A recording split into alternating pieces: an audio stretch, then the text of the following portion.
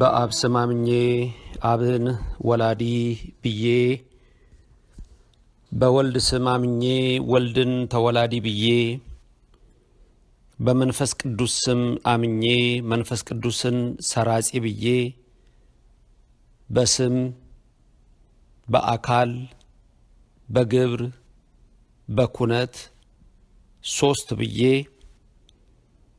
በአምላክነት በባህሪ በህልውና በስምረት በፈቃድ ይህን ዓለም እምኀበ አልቦ ሀበቦ በመፍጠር ፈጥሮም እምኀበቦ ሀበ አልቦ በማሳለፍ በእዘዝ በአገዛዝ አንድ አምላክ የሰራዊት ጌታ እግዚአብሔር ብዬ ዛሬ የንስሐ ሕይወታችን ምን እንደሚመስል በየዕለቱ ከእግዚአብሔር ጋር ስላለን ንግግር በልበ አምላክ ዳዊት መዝሙር 50 ላይ ተመርኩዤ እግዚአብሔርን ረድኤት አጋዥ በማድረግ በድንግል ማርያም ምልጃ በመከበብ በቅዱሳን መላእክት ጥበቃ በማመን ከዚህ ቀጥዬ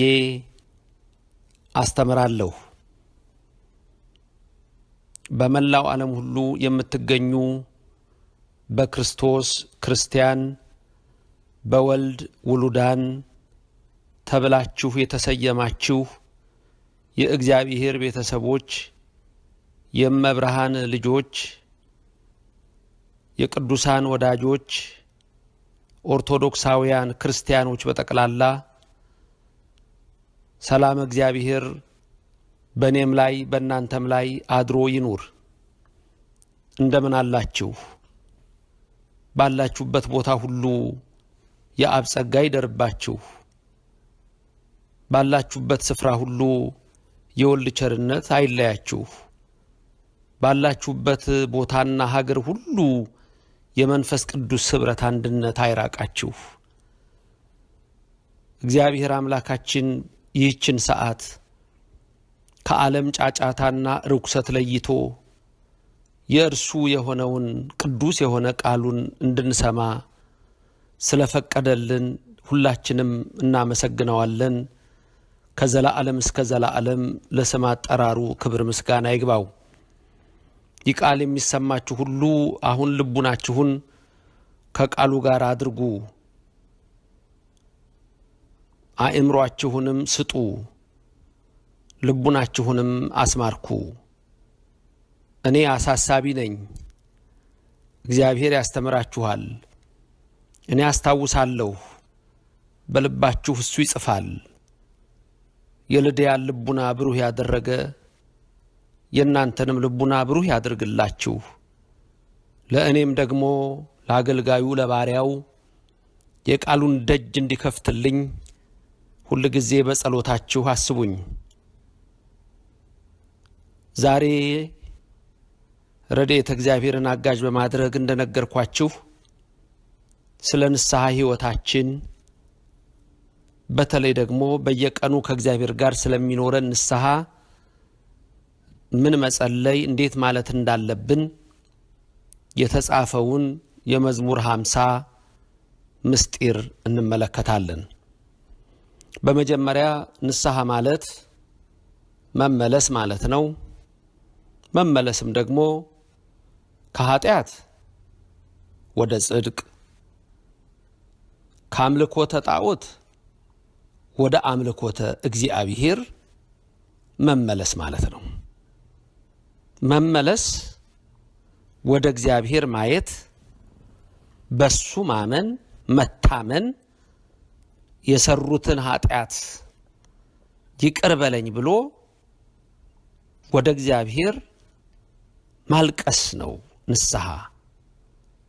መለመን ነው ንስሐ። በቤተ ክርስቲያናችን ንስሐ በዋና ሁለት መንገዶች ይገባል። ይህም አንደኛ በየዕለቱ ከእግዚአብሔር ጋር ባለ ሕይወት በጸሎት የሰው ልጅ ከጸለየ መጽሐፍ ቅዱስ ካነበበ በፊቱ ከተንበረከከ ማረኝ ብሎ ከጸለየ ያ በየዕለቱ በደሌን ይቅር በለኝ አበሳዬን ይቅር በለኝ ደምስስልኝ ስለምንለው ህድግ ለነ አበሳነ ወጌጋየነ እያልን የምንጸልየው ኃጢአቴን ይቅር በለኝ በደሌን ይቅር በለኝ ደምስስልኝ ማለት ንስሐ ነው። ሁለተኛው ደግሞ በተለያየ ጊዜ ከነፍስ አባት ጋር ተመካክሮ ከ10ቱ ትእዛዛት ከ6ቱ ቃላተ ወንጌል ይሄንን አፍርሻለሁ አባቴ ቀኖና ይስጡኝ ተብሎ የሚጸለየው ቀኖና የሚገባው ሱባኤ የሚያዘው የግል ደግሞ እሱ ደግሞ አንዱ መንገድ ነው። አሁን ግን የምናየው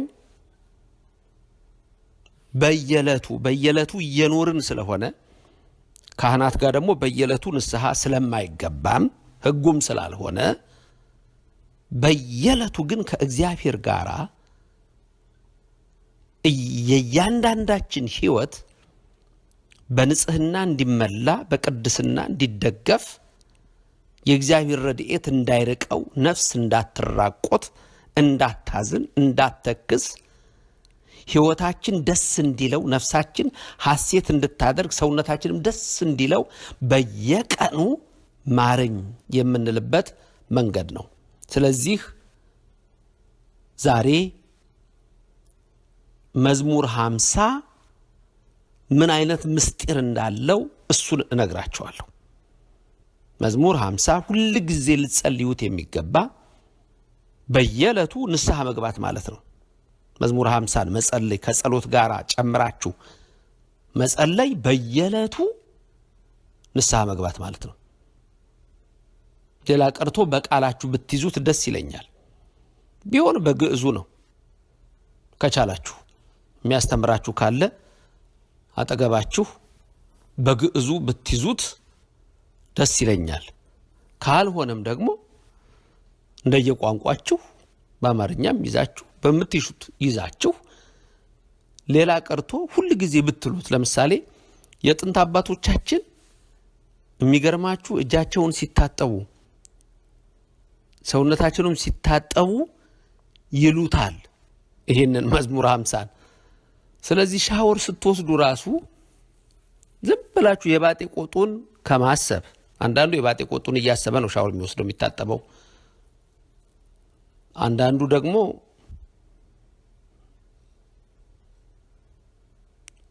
አልበም ያላወጣ ዘፋኝ ሆኖ ነው እዛው ያንጎራጎረ ሞልቶለታል ዘፈን ምን አዲስ ያስወጣዋል በየዕለቱ ይወጣለታል በየዕለቱ ይጫንለታል በየዕለቱ ይለቀቅለታል ያንን እያንጎራጎረ ነው። ሌላው ደግሞ የሆነ ነገር እየሰማም ያረጋው ይችላል። ስለዚህ መዝሙር 50 ይዛችሁት በቃላችሁ ይዛችሁ ስትታጠቡ ሕጽበኒ ወአንጻኒ ማጥያት የሚል ቃል አለው። ጠበኝ አንጻኝ የሚል ስላለው ያንን በምትሉበት ጊዜ ሰውነታችሁ ከቆሻሻ ይጠራል፣ ነፍሳችሁ ከኃጢአት ይጠራል።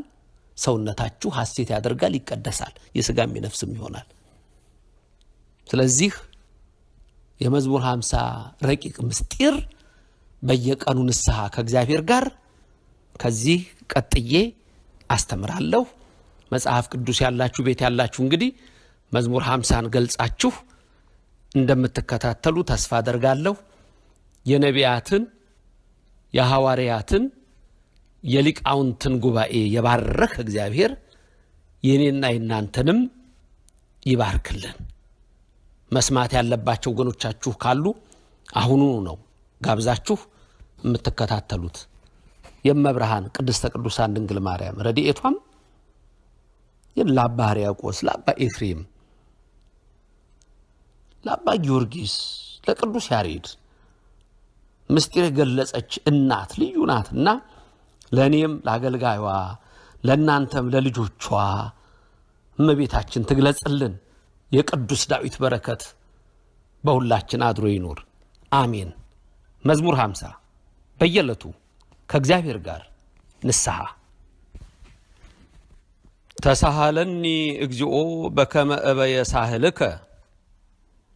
መዝሙር 50 ሲጀምር የሚጀምረው በዚህ ቃል ነው።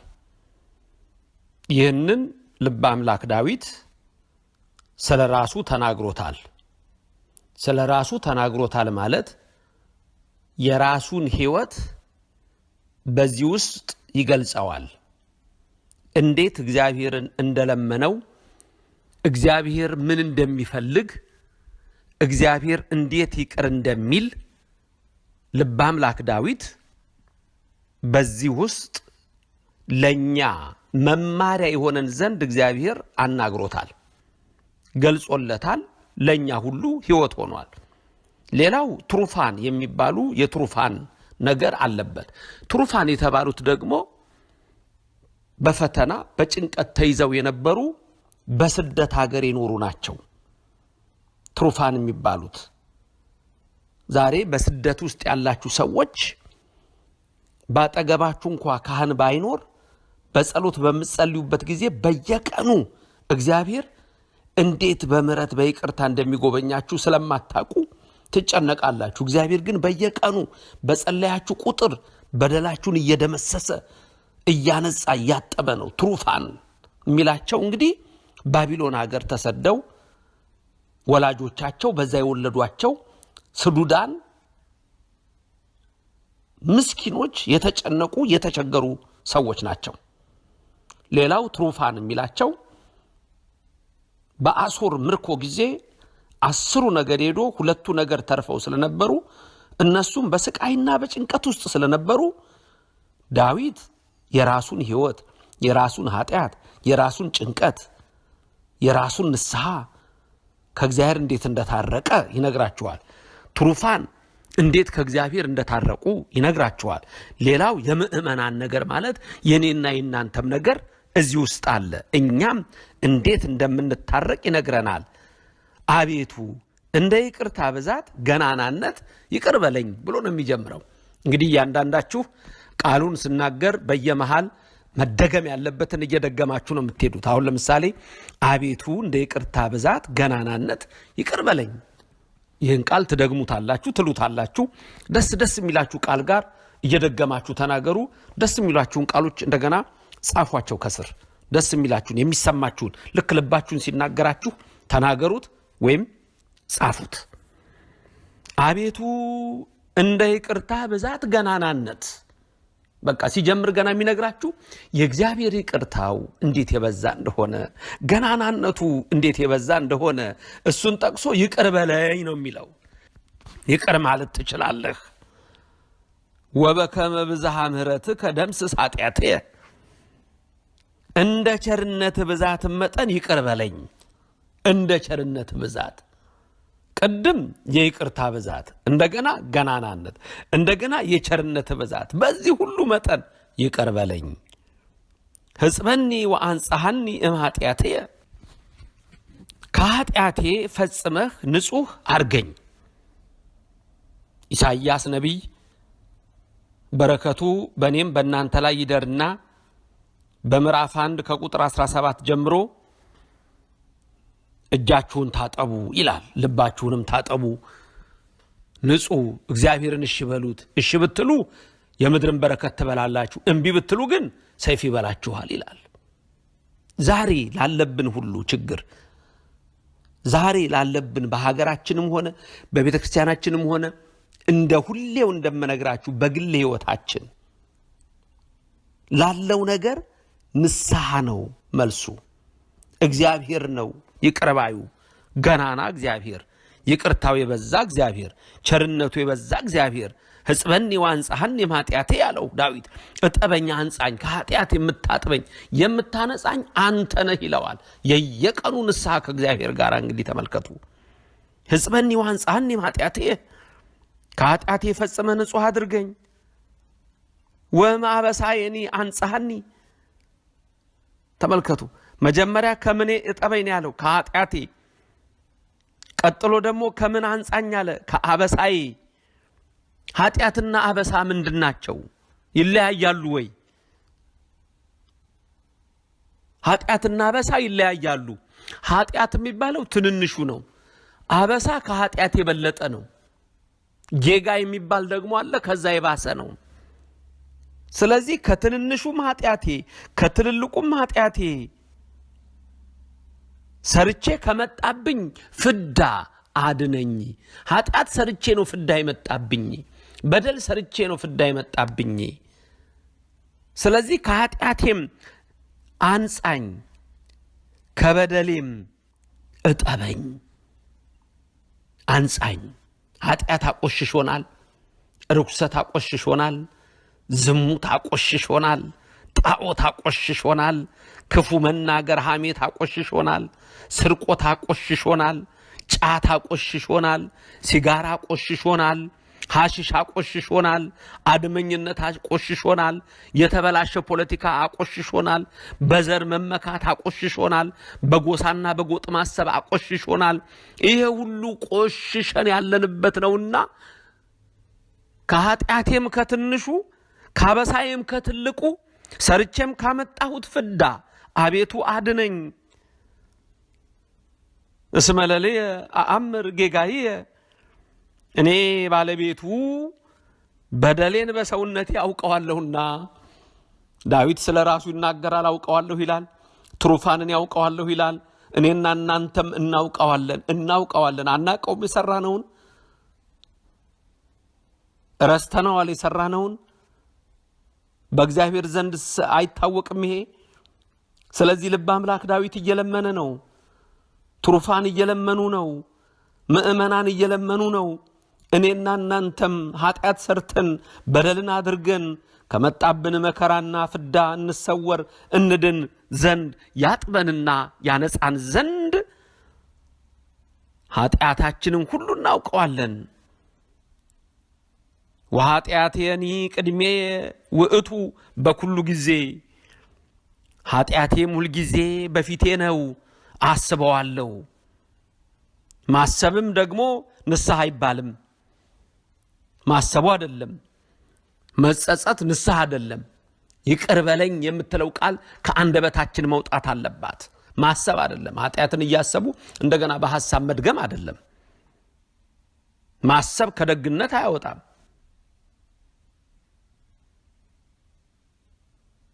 ማሰብ መጸጸት ትርጉም የለውም። ኃጢአትን ሰርቶ ማሰብ ትርጉም የለውም። እግዚአብሔር ያውቀዋል። እንደው ምን የሚል ሕግ አለ መሰላችሁ? ተዘከር አንተ ቅድመ አበሳከ ከመ ኢይስክር ብከ ፈጣሪከ ይላል። እርግጥ ነው ይሄ ማለት ኃጢአትህን ፈጣሪ ከሚያስብብህ ቀድመህ አንተ ራስህ አስብ። ኃጢአትሽን ፈጣሪሽ ከሚያስብብሽ ብኪ ነው። በመዓት ሊመጣ በፍዳ ሊመጣ ስለሆነ መጀመሪያ አንተ አስበው ማለት ንስሐ ገባ ማለት ነው። ስለዚህ ቅዱስ ዳዊት አስበዋለሁ በፊቴ ነው ማለቱ ዝም ብሎ አስቤ ተወዋለሁ ሳይሆን ይቅር በለኝ ብሎ መጀመሪያ ገና ሕጽበኒ ወአንጻሐኒ ኃጢአቴ፣ ከኃጢአቴ እጠበኝ አንጻኝ ብሏልና፣ ስለዚህ ይቅር በለኝ። ለከ ለባህቲትከ አበስኩ ወእኩየኒ በቅድሜከ ገበርኩ። ይህ ሁሉ መከራ ያገኘህ እየበደለህ አይደለምን ትለኝ እንደሆነ ብበድልስ አንተን መሐሪውን አይደለምን? ተመልከቱ ዳዊት ምን እንደሚለው እግዚአብሔርን። በደል ሰርቻለሁ፣ ኃጢአት ሰርቻለሁ ይላል። የበደልኩትም አንተን ነው እኮ፣ አንተ ደግሞ መሐሪ ነህ እኮ። ኦርቶዶክሳውያን በየቀኑ ከእግዚአብሔር ጋር ንስሐ ጸሎት ነው። ይህ መዝሙር 50 ደግሞ ዋናው ነው። በድያለሁ፣ የበደልኩትስ አንተን ይቅርባዩን አይደለምን? ወእኩየኒ አለ እኩይ ስራ በፊትህ የማይገባ ስራ እየሰራው በድያለሁ። የበደልኩትም ደግሞ አንተን ነው። አንተ ደግሞ መሐሪ ነህ። እስቲ በሉት አንተ ደግሞ መሐሪ ነህ በሉት እስቲ። አንተ ደግሞ መሐሪ ነህ። ምሕረቱን ይላክልን፣ ይቅርታውን ይላክልን፣ ቸርነቱን ይላክልን። በበዛ ገናናነቱ ኃጢአታችሁን ይቅር ይበላችሁ፣ እኔንም በደለኛውን ይቅር ይበለኝ። እግዚአብሔር ምን አይነት ይቅር ባይ ቸር አምላክ እንደሆነ ነው በቃል ውስጥ የምታዩት፣ በዳዊት ሕይወት ውስጥ የምታዩት፣ በትሩፋን ሕይወት ውስጥ የምታዩት፣ በእያንዳንዱ ምእመን ውስጥ የምታዩት፣ በራሳችሁ ሕይወት ውስጥ የምታዩት እንዴት አይነት ይቅር ባይ አምላክ እንዳለን ነው። ንስሐ በየቀኑ ከእግዚአብሔር ጋር በየቀኑ መቀደስና መታጠብ ነው ወገኖቼ። ከመ ትጽደቅ በነቢብከ ወትማ በኩነኔከ። አሁን ደግሞ እንዲህ ይለዋል እግዚአብሔር። ምን ይላል? ኩሉ አበሰ በቅድሜ ሰማይኒ ኢኮነ ንጹሐ። ሁሉ በፊቴ በደለ፣ ሰማይ እንኳን ንጹሕ አይደለም ይላል። መኑ ዘይነጽህ እምኃጢአት፣ ከኃጢአትስ ንጹሕ የሚሆን አለ ወይ ብሎ ራሱ እግዚአብሔር ተናግሯል። ስለዚህ ኃጢአተኞች ነን፣ ራሱ እግዚአብሔር ተናግሯል። በደለኞች ነን፣ እንቆሽሻለን። ልብሳችሁ ሳይቆሽሽ ይውላል? ለብሳችሁት በቃ ባህሪያችን ሆኖ ከአፈር ተበጅተናል፣ ከመሬት ተበጅተናልና አይለቀንም። ተዘከር እግዚኦ ከመ መሬት ንሕነ ይላል። መሬት መሆናችንን አስብ፣ ኃጢአተኛ መሆናችንን አስብ። የሰው ልጅ ከአራቱ ባህሪያት ሲሰራ አንዱ አፈር አይደል? ሰውነታችሁን ስትታጠቡ የሚወጣው ቆሻሻ ምንድን ነው? ነገም ይወጣል፣ ተነጎዳም ይወጣል። ነፍሳችንም እንደዚሁ በስጋችን ኃጢአት ታድፋለች፣ ትቆሽሻለች። እጠበኝ እጠበኝ በየዕለቱ ነው ንስሐ። ይውላችሁ በየዕለቱ ታጠቡ። ድንገት ዘግይታችሁ የገባችሁ ካላችሁ ቅድም ተናግሬያለሁ። አንድ ልምድ በዚሁ ዛሬ አስቀራችኋለሁ። ዛሬ የምታስቀሩት ልምድ ምንድነው? ሻወር በምትወስዱበት በምትታጠቡበት ጊዜ ይሄን መዝሙር 50 በቃላችሁ እየደጋገማችሁ ማለት ነው፣ ወይም መስማት ነው፣ ወይም ማሰብ ነው፣ ማሰላሰል ነው እንጂ ዘፈን እየዘፈንሽ አትታጠቢም፣ አትታጠቡ። ሌላ ከንቱ ሐሳብ እያሰባችሁ ሰውነታችሁን አትታጠቡ። ነፍሳችሁን በዛው ትነጻለች የሰውነታችሁ ቆሻሻ ሲለቅ። እግዚአብሔር ራሱ ምን አለ? ሰማይ እንኳን በፊቴ ንጹህ አይደለም አለ። ሰማይ እንኳን ንጹህ አይደለም ሲል ይሄ ዝም ብሎ ሰማዩ አይደለም። ትርጉም ወቁ። ሰማይኒ ኢኮነ ንጹሃ ሲል መላእክት እንኳን ንጹሃን አይደሉም በፊት ይላል። በእግዚአብሔር ፊት መላእክት እንኳን ንጹሃን አይደሉም። እየሰማህ ነው አንተ ኃጢአተኛ የኦርቶዶክስ ልጅ? እየሰማሽ ነው አንቺ ኃጢአተኛ የኦርቶዶክስ ልጅ?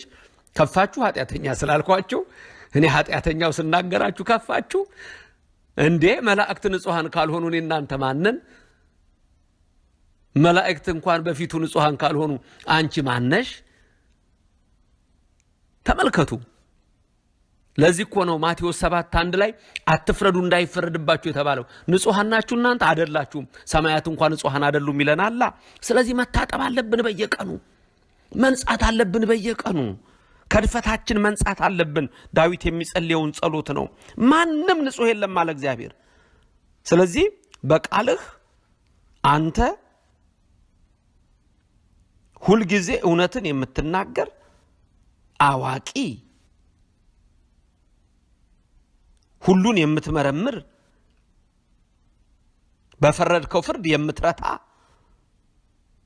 በፈረድ ፍርድ ትረታ ትመታ ዘንድ ሰማያት እንኳን በፊቴ ንጹህ አይደሉም ብለህ በተናገርከው አዋቂ እንድትባል፣ እንድትረታ፣ እንድትመታ እያወቅሁ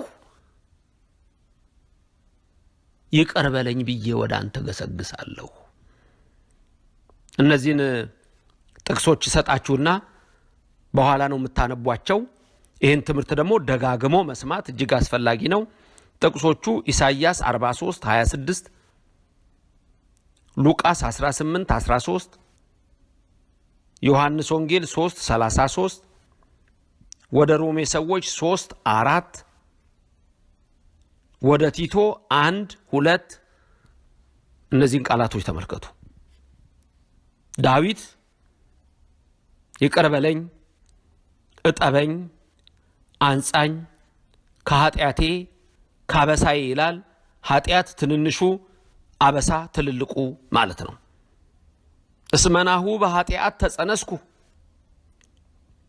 ዳዊት ከጽንሰቱ ጀምሮ ይናገራል። እነሆ በኃጢአት ተጸንሻለሁና ወበአመፃ ወለደተኒ እምየ፣ እናቴም በአመፃ ወለደችኝ ይላል። ቅዱስ ዳዊት ይህንን ሲናገር በዘመነ ብሉይ በአዳምና በሔዋን ፍዳ ተይዞ ነው። በኃጢአት ተጸነስሁ አለ። የአዳምና የሔዋን በደል ከልጅ ወደ ልጅ ይተላለፍ ነበር። ስለዚህም ልበ አምላክ ዳዊት ይህንን አነሳ። አንድም ኃጢአት በሰለጠነበት ወራት ተወልጃለሁና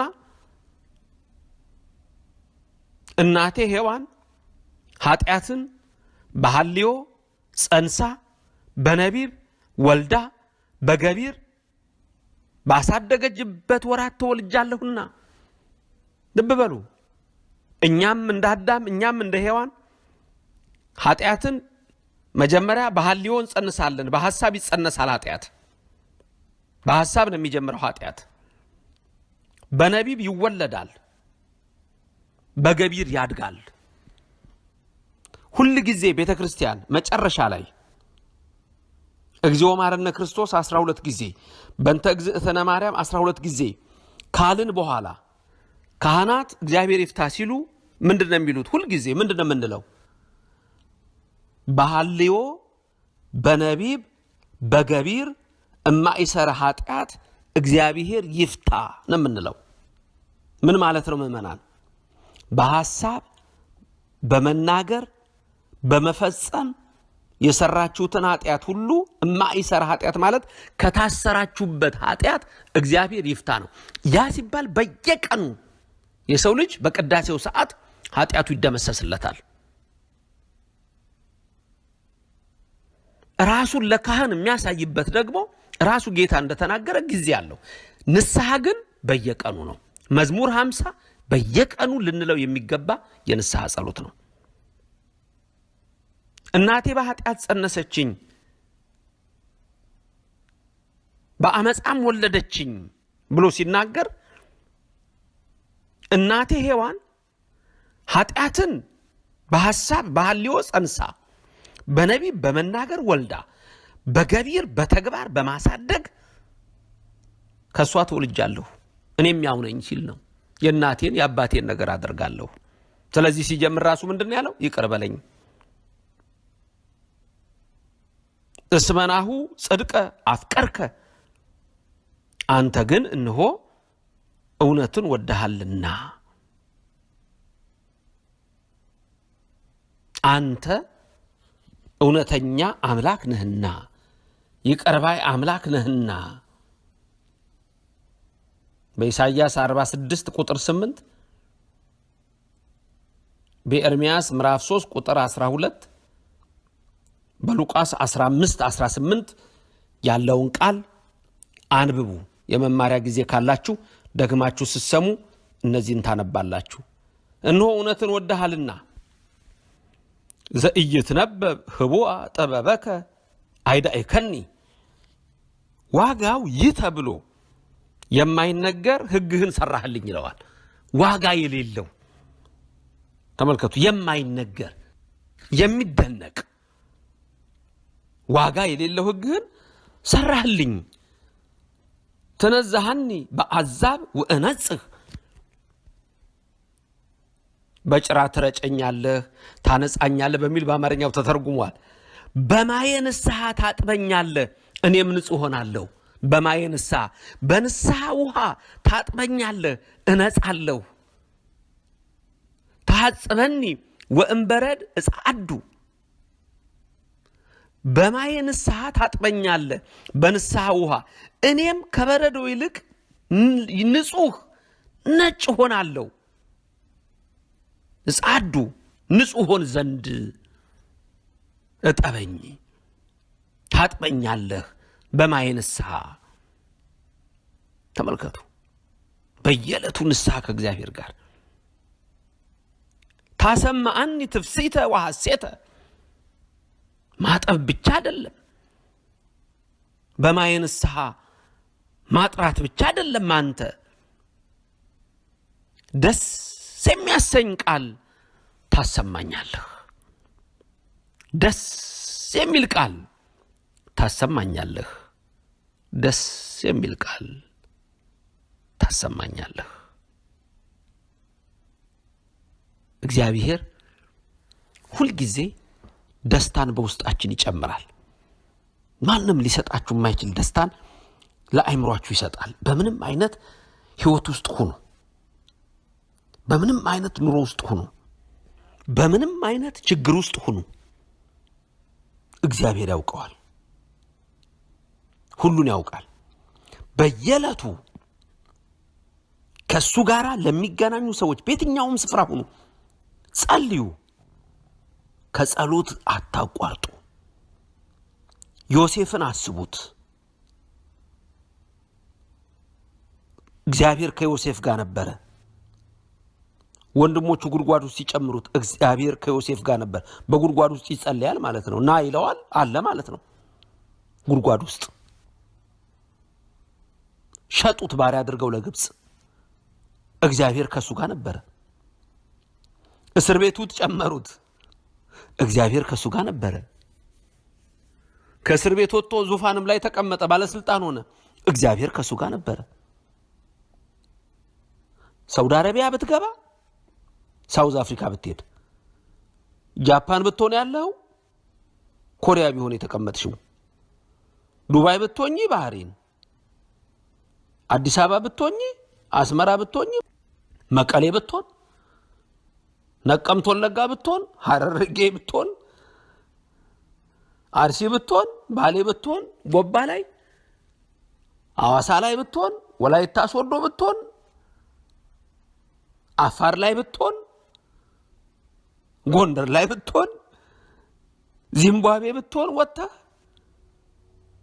አውሮፓ ብትሆን፣ ጀርመን ብትሆኚ፣ ስዊድን ብትቀመጪ፣ ኖርዌይ ብትኖር፣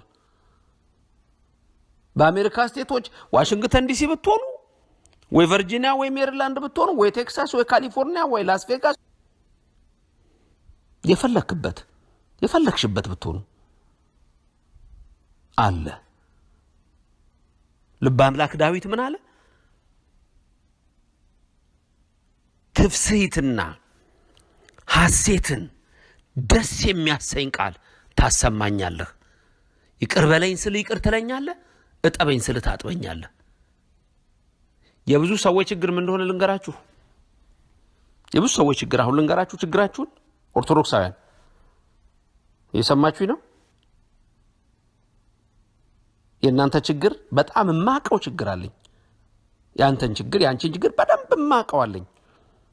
በደንብ የማቀው ከብዙ እድሜ ከብዙ ረጅም ከናንተ ጋራ ከሽማግሌውም ከወጣቱም ከሁሉም ጋራ በማደርገው ግንኙነት አንድ ችግራችሁን የተረዳሁት ችግር አለ።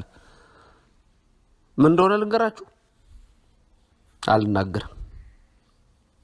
ምን ታረጉኛላችሁ?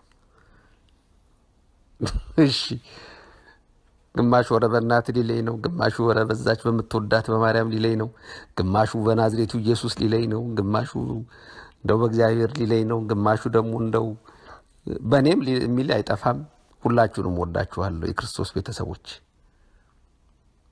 እናንተን ካልነገርኳችሁ ለማነግራለሁ። ጥሬ እኮ ይሄን መናገር ብቻ ነው። ተስፋ ለሰው ልጆች መስጠት፣ ቃሉን መናገር፣ ተግሳጹን መናገር፣ ትምህርቱን መናገር፣ እግዚአብሔር ምን እንደሚል መናገር ነው። የኔን ሐሳብ ልነግራችሁ የሌላ ዓለም ነገር ልነግራችሁ አይደለም። በዚህ ውስጥ የእግዚአብሔር ነገሩን ነው። ልበ አምላክ ዳዊት ያለውን ነው። ታስማአኒ ትፍሥሕተ ወሐሴት አለ። ድገሙት። ሐሴትና ደስታን ታሰማኛለህ። መልካም። ችግራችሁ እንግዲያው ምን እንደሆነ ልንገራችሁ። ዳዊት እጠበኝ አለ፣ አንጻኝ አለ፣ ከአበሳዬ አለ፣ ከኃጢአቴ አለ፣ ከበደሌ አለ። ኃጢአቴ ሁል ጊዜ በፊቴ ነው አለ። ከዛ በኋላ ምን አለ? ታጥበኛለህ፣ ነጭ ሆናለሁ አለ። አመነ፣ አምኖም አልቀረ፣ ከዛ እግዚአብሔር ደግሞ ምን እንደሚያደርግ ሲነግረው ታነጻኛለህ አለና ምን አለ? ሐሴትና ደስታን ደስ የሚያሰኝ ቃል ትነግረኛለህ ማለት ኃጢአትህን ይቅር ብያለሁ ትለኛለህ። ሲጀምር ምን አለ? የበደልኩት እኮ አንተን ነው፣ አንተ ደግሞ መሐሪ ነህ ነው ያለው እኮ ሲጀምር። በቃ አንድ ነገር ወቁ፣ ሰማይ በፊቴ ንጹህ አይደለም ብሏል፣ ንጹህ አይደላችሁም። ማንም ቅዱስ አይደለም ብሏል፣ ቅዱስ አይደላችሁም። በእግዚአብሔር ቸርነት ግን ንጹሃን ቅዱሳን እንሆናለን። ስለዚህ ችግራችሁ ምንድነው? ይሄ ነው ችግራችሁ። እግዚአብሔር ይቅር ብሏችኋል፣ ራሳችሁን ይቅር አላላችሁ። ይሄ ነው ችግራችሁ። ልንገራችሁ ምን ማለት ነው?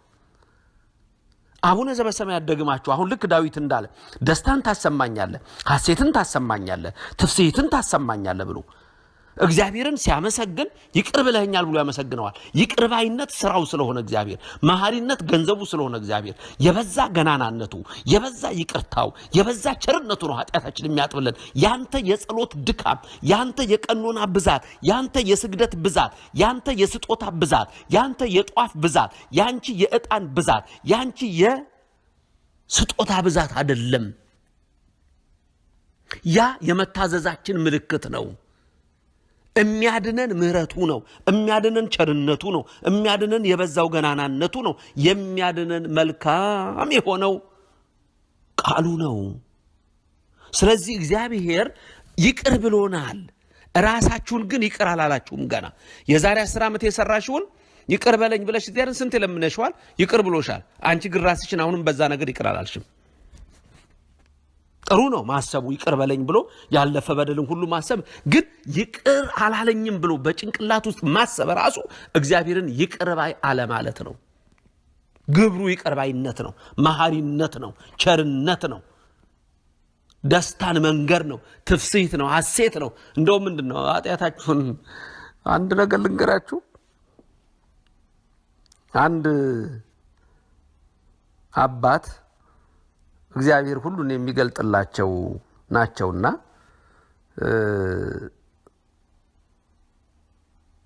አንድ ሰው ወደ እሳቸው ሄዶ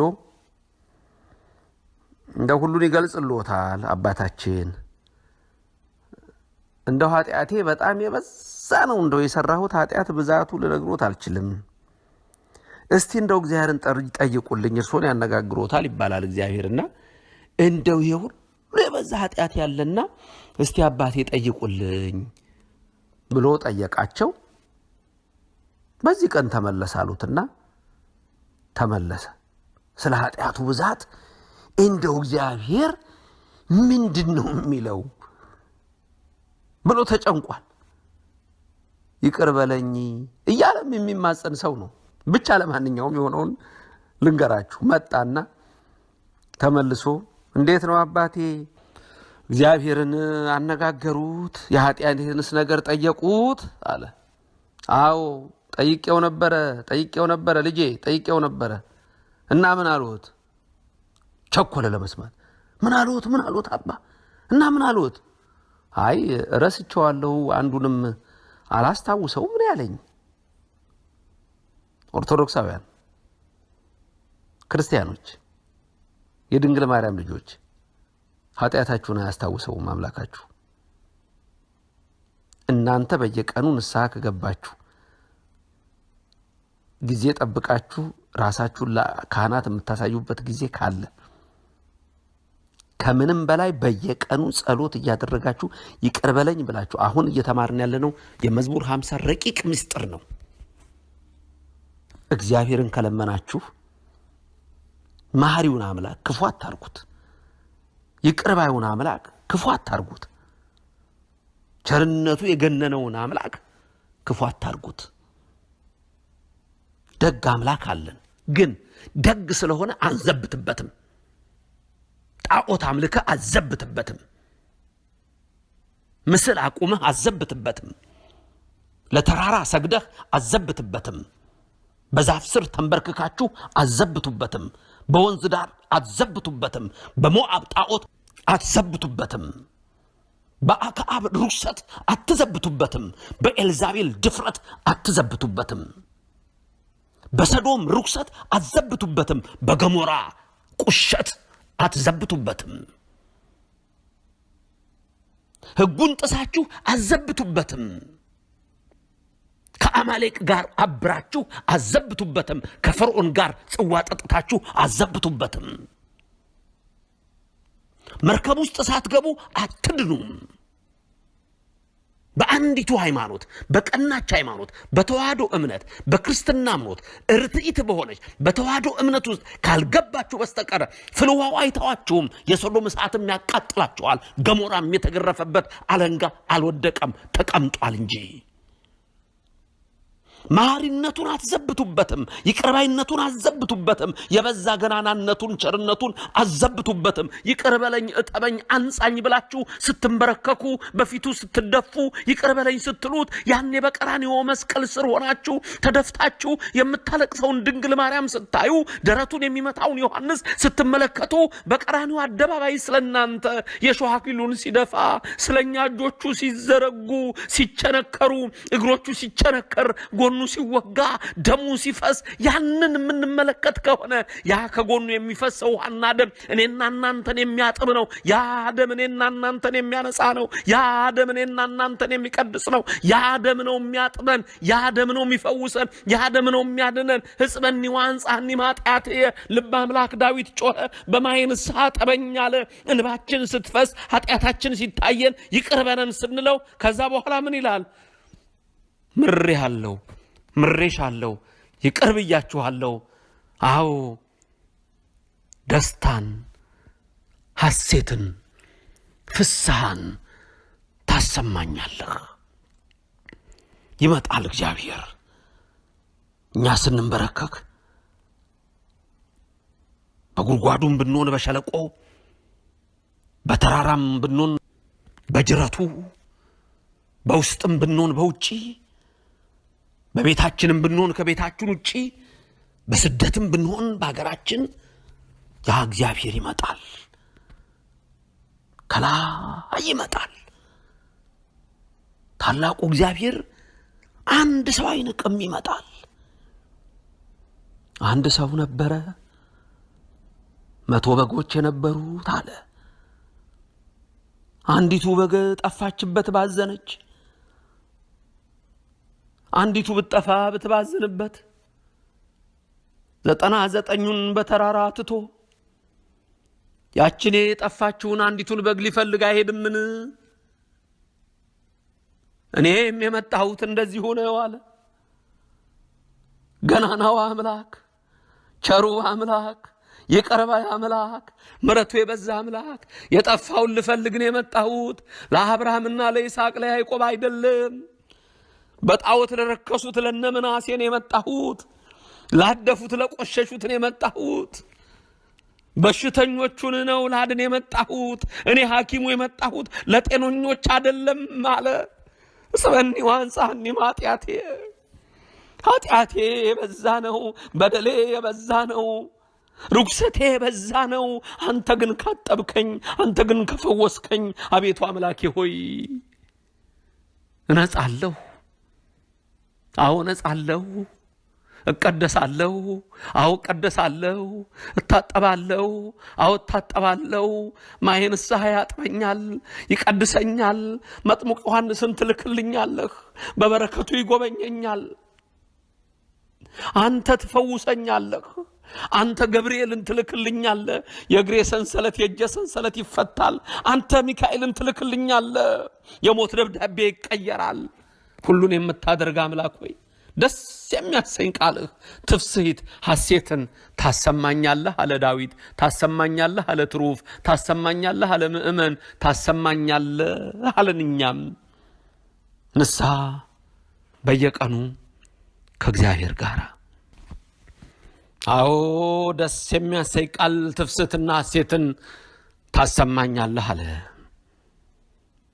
ወይትፌስሑ አዕጽምተ ጻድቃን የጻድቃን ወገኖች። ድንገት አማርኛው ላይ አጥንቶች አጽሞች ብሎ ሊናገር ይችላል። ይሄ ማለት ተመልከቱ፣ ዝም ብሎ አጥንት ይመስላል። የጻድቃን ቢሆን አጥንት ሙታን አጽማቸው በእግዚአብሔር ያመኑት ሁሉ ደስ ይሰኛል። እዚህ ግን ምን ማለት መሰላችሁ? የጻድቃን ወገኖች እናንተ ክርስቲያኖች ናችሁ። አሁን አጥንት ብሎ ሲናገር አጽም የሚለው ዝም ብሎ በአጥንት የሚተረጎም አይደለም። በዛ የሚተረጎም ሳይሆን ልበ አምላክ ዳዊት የሚናገረው ምንድነው? የጻድቃን ወገኖች የጻድቃን ዘመዶች የሆኑ ሁሉ ደስ ይላቸዋል። አማርኛው ላይ ስታዩ ግን የሰበርካቸው አጥንቶቼ ደስ ይላቸዋል ይላል። ተመልከቱ። የአማርኛው ትርጉም ፈጽሞ የጠፋ እንደሆነ ነግራቸዋለሁ፣ በዚሁ እንድታቁት ነው። እዚህ ግን ምስጢሩ ምንድነው? ወይትፌሱ አጽምተ ጻድቃን ሲል የጻድቃን ወገኖች አንድም ደግሞ ህዋሳት ሰውነት የኛም ቢሆን ህዋሳቶቼ ደስ ይላቸዋል። እግዚአብሔር አምላክ ድንቅ ድንቅ ነገርን ነው ያደረገልን። ግሩም ነገርን ያደረገልን። አሁን በዚህ ምስጢሩ ስታዩ ተነዛሃኒ በአዛብ ወእነጽ ታጸበኒ ወእንበረድ እጻአዱ ታስማአኒ ትፍሲተ ወሐሴተ ወይትፌሱ አጽምተ ጻድቃን እያለ ሲመጣ በመጀመሪያ ጽድቅና እውነትን አምላካችን እግዚአብሔር የማይታይ ስውር ጥበብን የሚያሳውቅ እሱ ዋጋው ይህ ተብሎ የማይነገር ሕግን ሰራህልን ይላል። ሕግን ሰራህልን እውነትን ወደሃልና ዋጋው ይህ ተብሎ የማይነገር ሕግህን ከአሕዛብ ሰውረህ ሰራህልን። ለመልከቱ ለኛ ነው የሰራው። ከአሕዛብ የተሰወረው ስላልፈለጉት ነው። ተነዛህኒ ትረጨኛለህ ማለት በማየ ምንዛህ ታጽበኛለህ፣ ታጥበኛለህ፣ እኔም ንጹህ ሆናለሁ። ታጽበኒ ታጠራኛለህ፣ አጥበህ ንጹህ ሆናለሁ። ደስ የሚያሰኝን ቃል ታሰማኛለህ። ትሩፋን ደስ ይላቸዋል፣ ዳዊት ደስ ይለዋል፣ ምእመናን ሁሉ ደስ ይላቸዋል። ይህ ማለት ደግሞ ከአጋንንት ሰውረህ የሰራህልኝ ድንቅ ነገር አለ ይላል። ይሄ ድንቅ ነገር ምንድነው? ሰው መሆንን ወደሃልና ዋጋው ይህ ተብሎ የማይነገር ስጋዌህን ከአይሁድ ከመናፍቃን ከአጋንንት ሰውረህ ገለጽክልኝ፣ ለኔ ገልጸህልኛል ማለት ነው። ድንቅ የሆነውን ከመቤታችን ተጸንሶ የመወለዱን ነገር ከአጋንንት ተሰውሯል። አጋንንት የጌታን ጽንስ አውቀው ቢሆን ብዙ ጽንስ ባበላሹ ነበር። ስለዚህ ተሰውሯል ከነሱ። ታጥበኛለህ ደግሞ ሲል ቅድም እንዳልኳችሁ በማየገቦ በደመገቦ ታጥበኛለህ። በማየገቦ በደመገቦ ማለት ከጎኑ የፈሰሰው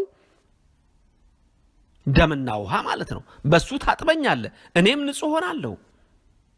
በኦሪቱ ዘመን ሕግ ነበረ፣ ክርስቲያኖች የምታውቁት ነው። በኦሪት ዘመን የሚደረግ የመንጻት ሕግ አለ። በዚህም በመንጻት ሕግ ቅጠል ተቆርጦ ነቢያት ካህናት ጊደር አምጥተው አበላ መተው ደሟን በብርት ተቀብለው ወተት ጨምረው አመድ ነስንሰው አዋህደው እንዶድ ቅጠል ሌሎችንም ባህር ጎንጉነው ህዝቡን ይረጯቸው ነበር። በዚያ ከጥቃቅኑ ኃጢአት ይነጹበት ነበር። አሁን ግን እኛ የነጻ ነው በራሱ በመድኃኒታችን በኢየሱስ ክርስቶስ በማየገቦ በደመገቦ ነው። በሱ ታጥበኛለህ፣ እኔም ከበረዶ ይልቅ ነጭ ሆናለሁ።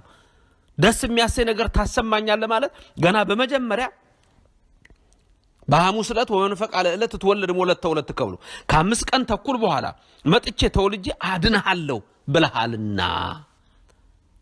ስለዚህ አለ ምእመናን የተማርን ያለነው በመዝሙር 50 ላይ በየዕለቱ ንስሐ ከእግዚአብሔር ጋር ነው።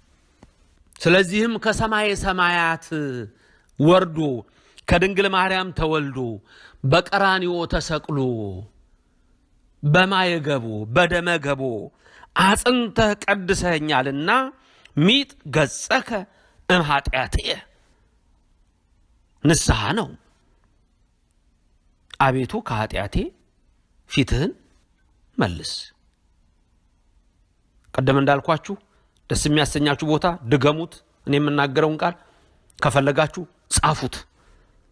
ሚጥ ገጸከ እምኃጢአትየ ከኃጢአቴ መገለጽ አንድም ከኃጢአቴ ብዛት አንድም ኃጢአቴን ከመመልከትህ የተነሳ ከእኔ ወደዚያ የመለስከውን ገጸ ምሕረትህን የምሕረትህን ገጽ አቤቱ ኃጢአቴን አይተህ አትመልስብኝ። ከመለስክበት ከዛ ወደ እኔ ገጸ ምሕረትህን የምሕረትህን ገጽ ወደ እኔ መልሰው። አቤቱ ከዛ ወደ እኔ የመለስከውን ገጸ መዓትህን ከእኔ ወደዚያ መልሰው። አንድ ልብ በሉ። እግዚአብሔር ገጸ ምሕረቱን ከእኛ ከመለሰ ምኑ ነው ማለት ነው የሚያየን? ሁለት ገጽ ነው ያለው። ይህን ወቁ። በመጀመሪያ ሁለት ገጽ፣ እግዚአብሔር ሁለት ገጽ አለው። ምንና ምን? ገጸ ምሕረት፣ ገጸ መዓት። ገጸ ምሕረቱ ከኛ ካላየ ምኑ ነው እያየን ያለው? ገጸ መዓቱ። ገጸ መዓቱ ከኛ ከተመለሰ ገጸ ምሕረቱ ያየናል። ኃጢአትና በደል በሰራን ቁጥር ገጸ መዓቱ ነው ወደኛ። ይቅር በለኝ ብለን በንስሐ ስንንበረከክ ደግሞ ገጸ ምሕረቱ ነው ወደኛ። ሚጥ ገጸከ እምኃጢአቴ ከኃጢአቴ ከበደሌ ኃጢአትና በደሌን አይተ ገጸ መዓትህን ወደ እኔ አትመልሰው፣ ገጸ ምሕረትህን መልስልኝ። የሄደውን ገጸ ምሕረትህን መልስልኝ፣ የመጣውን ገጸ መዓትህን መልሰ ገጸ ምሕረትህን ወደ እኔ አምጣልኝ። በአሁን ሰዓት በሀገራችን ሁኔታ ስናይ ገጸ መዓቱ ነው። ገጸ ምሕረቱ የሚመጣው መቼ ነው? ንስሐ ስንገባ ነው። ይቅር በለኝ ስንለው ነው። እውነተኛ ስንሆን ነው። ለሱ ስንገዛ ነው። ስለዚህ እግዚአብሔር ደግሞ ዳዊት እንዳለው አንተ እኮ መሐሪ ነብዬ አለ። ብበድልም አንተን መሐሪውን የበደልኩት፣ ሌላው ቢሆን ይገለኛል አለ። አንተ አትገለኝም። ሰይጣን ቢሆን የሆነ ነገር ከቀረበት አንቆ ነው የሚገለው፣ አርዶ ነው የሚሄደው፣ ጨፍልቆ ነው የሚሄደው፣ ረግጦ ነው የሚሄደው፣ ለዘላለም ገሎ ነው የሚሄደው። መድኃኒታችን ደግሞ መሐሪ ነው። ራሱ አልነገራችሁም? ራሱስ በወንጌሉ ጽፎ በዮሐንስ ወንጌል ምዕራፍ 10 እኔ መልካም እረኛ ነኝ አላላችሁም? አላለህም ወይ? ንገረኝ እንጂ። አላለሽም ወይ? አንቺስ እንዴት ዝም ትያለሽ? መልካም እረኛችሁ እኔ ነኝ አላለንምን? መልካም እረኛ ነፍሱን ለበጎቹ ያኖራል አላለንም? አላስተማረንም? የሚተው አምላክ ነው? የሚረሳ አምላክ ነው? ዝም የሚል አምላክ ነው? እንዳላየ የሚሆን አምላክ ነው? አይደለም። አምላካችን ሌባው ግን ያለው እኮ ስለ ዲያብሎስ ሲናገር ሌባው ግን ሊያርድ ይመጣል እኮ ነው ያለው። ሊያርድ ይመጣል። ሰይጣን ቢሆን ይገለናል፣ ያርደናል። ብዙዎችን አርዷል፣ ብዙዎችን አወፍሯል። አሁን ብዙ ሰዎች ስለወፈሩ አይገባቸውም። ሰው የሚያወፍረው እኮ የሚበላውን በሬ ነው። በጉን እኮ የሚደልበው ሊያርደው ነው እኮ። መጨረሻ ምን ሊያደርገው መሰለ? ሰይጣን ብዙዎችን በምድራዊ ነገር አክብሯቸው ሊሆን ይችላል፣ በወርቅ አክብሯቸው ሊሆን ይችላል፣ በብዙ ነገር ሾሟቸው ሊሆን ይችላል። ልንገራችሁ፣ መጨረሻ ሊያርዳቸው ነው። እግዚአብሔር ግን ብሉኝ ነው ያለው። መጥቶ መድኃኒታችን ኢየሱስ ክርስቶስ ነፍሱን ለበጎቹ ያኖራል። መልካም እረኛ እኔ ነኝ ነው ያለው እኮ። ገጸ ምሕረትህን መልስልኝን በለው፣ ገጸ መዓትህን አርቀው ከኛን በለው፣ ወደምስስ ሊተ ኩሎ አበሳዬ እንበለው፣ ኃጢአቴን ሁሉ ይቅር በለኝ። ልበ ንጹሐ ፍጥር ሊተ እግዚኦ፣ አቤቱ ንጹሕ ልብን ፍጠርልኝ። ይህ ማለት እግዚአብሔር አዲስ ልብ እያወጣ ሲፈጥር ይኖራል ማለት አይደለም። ልቤን ንጹሕ አድርገው ከቂምና ከበቀል፣ ከአድመኝነት፣ ከሴረኝነት፣ ከዘር ከማሰብ፣ በጎሳ ከማሰብ፣ በጫት እንዳይቆሽሽ፣ በሲጋራ እንዳያድፍ፣ በሐሺሽ እንዳይረክስ፣ በዝሙት እንዳይቆሽሽ አንጻኝ። መንፈሰ ርቱዓ ሐድስ ውስተ ከርሥየ፣ ልቤን ብሎ ነበር። ንጹሕ ልብ ፍጠርልኝ ብሎ ነበር። ርቱ ቀናውን ሲል ነው። ሐድስ አለ። ፍጠርልኝ ብሎ ነበረ።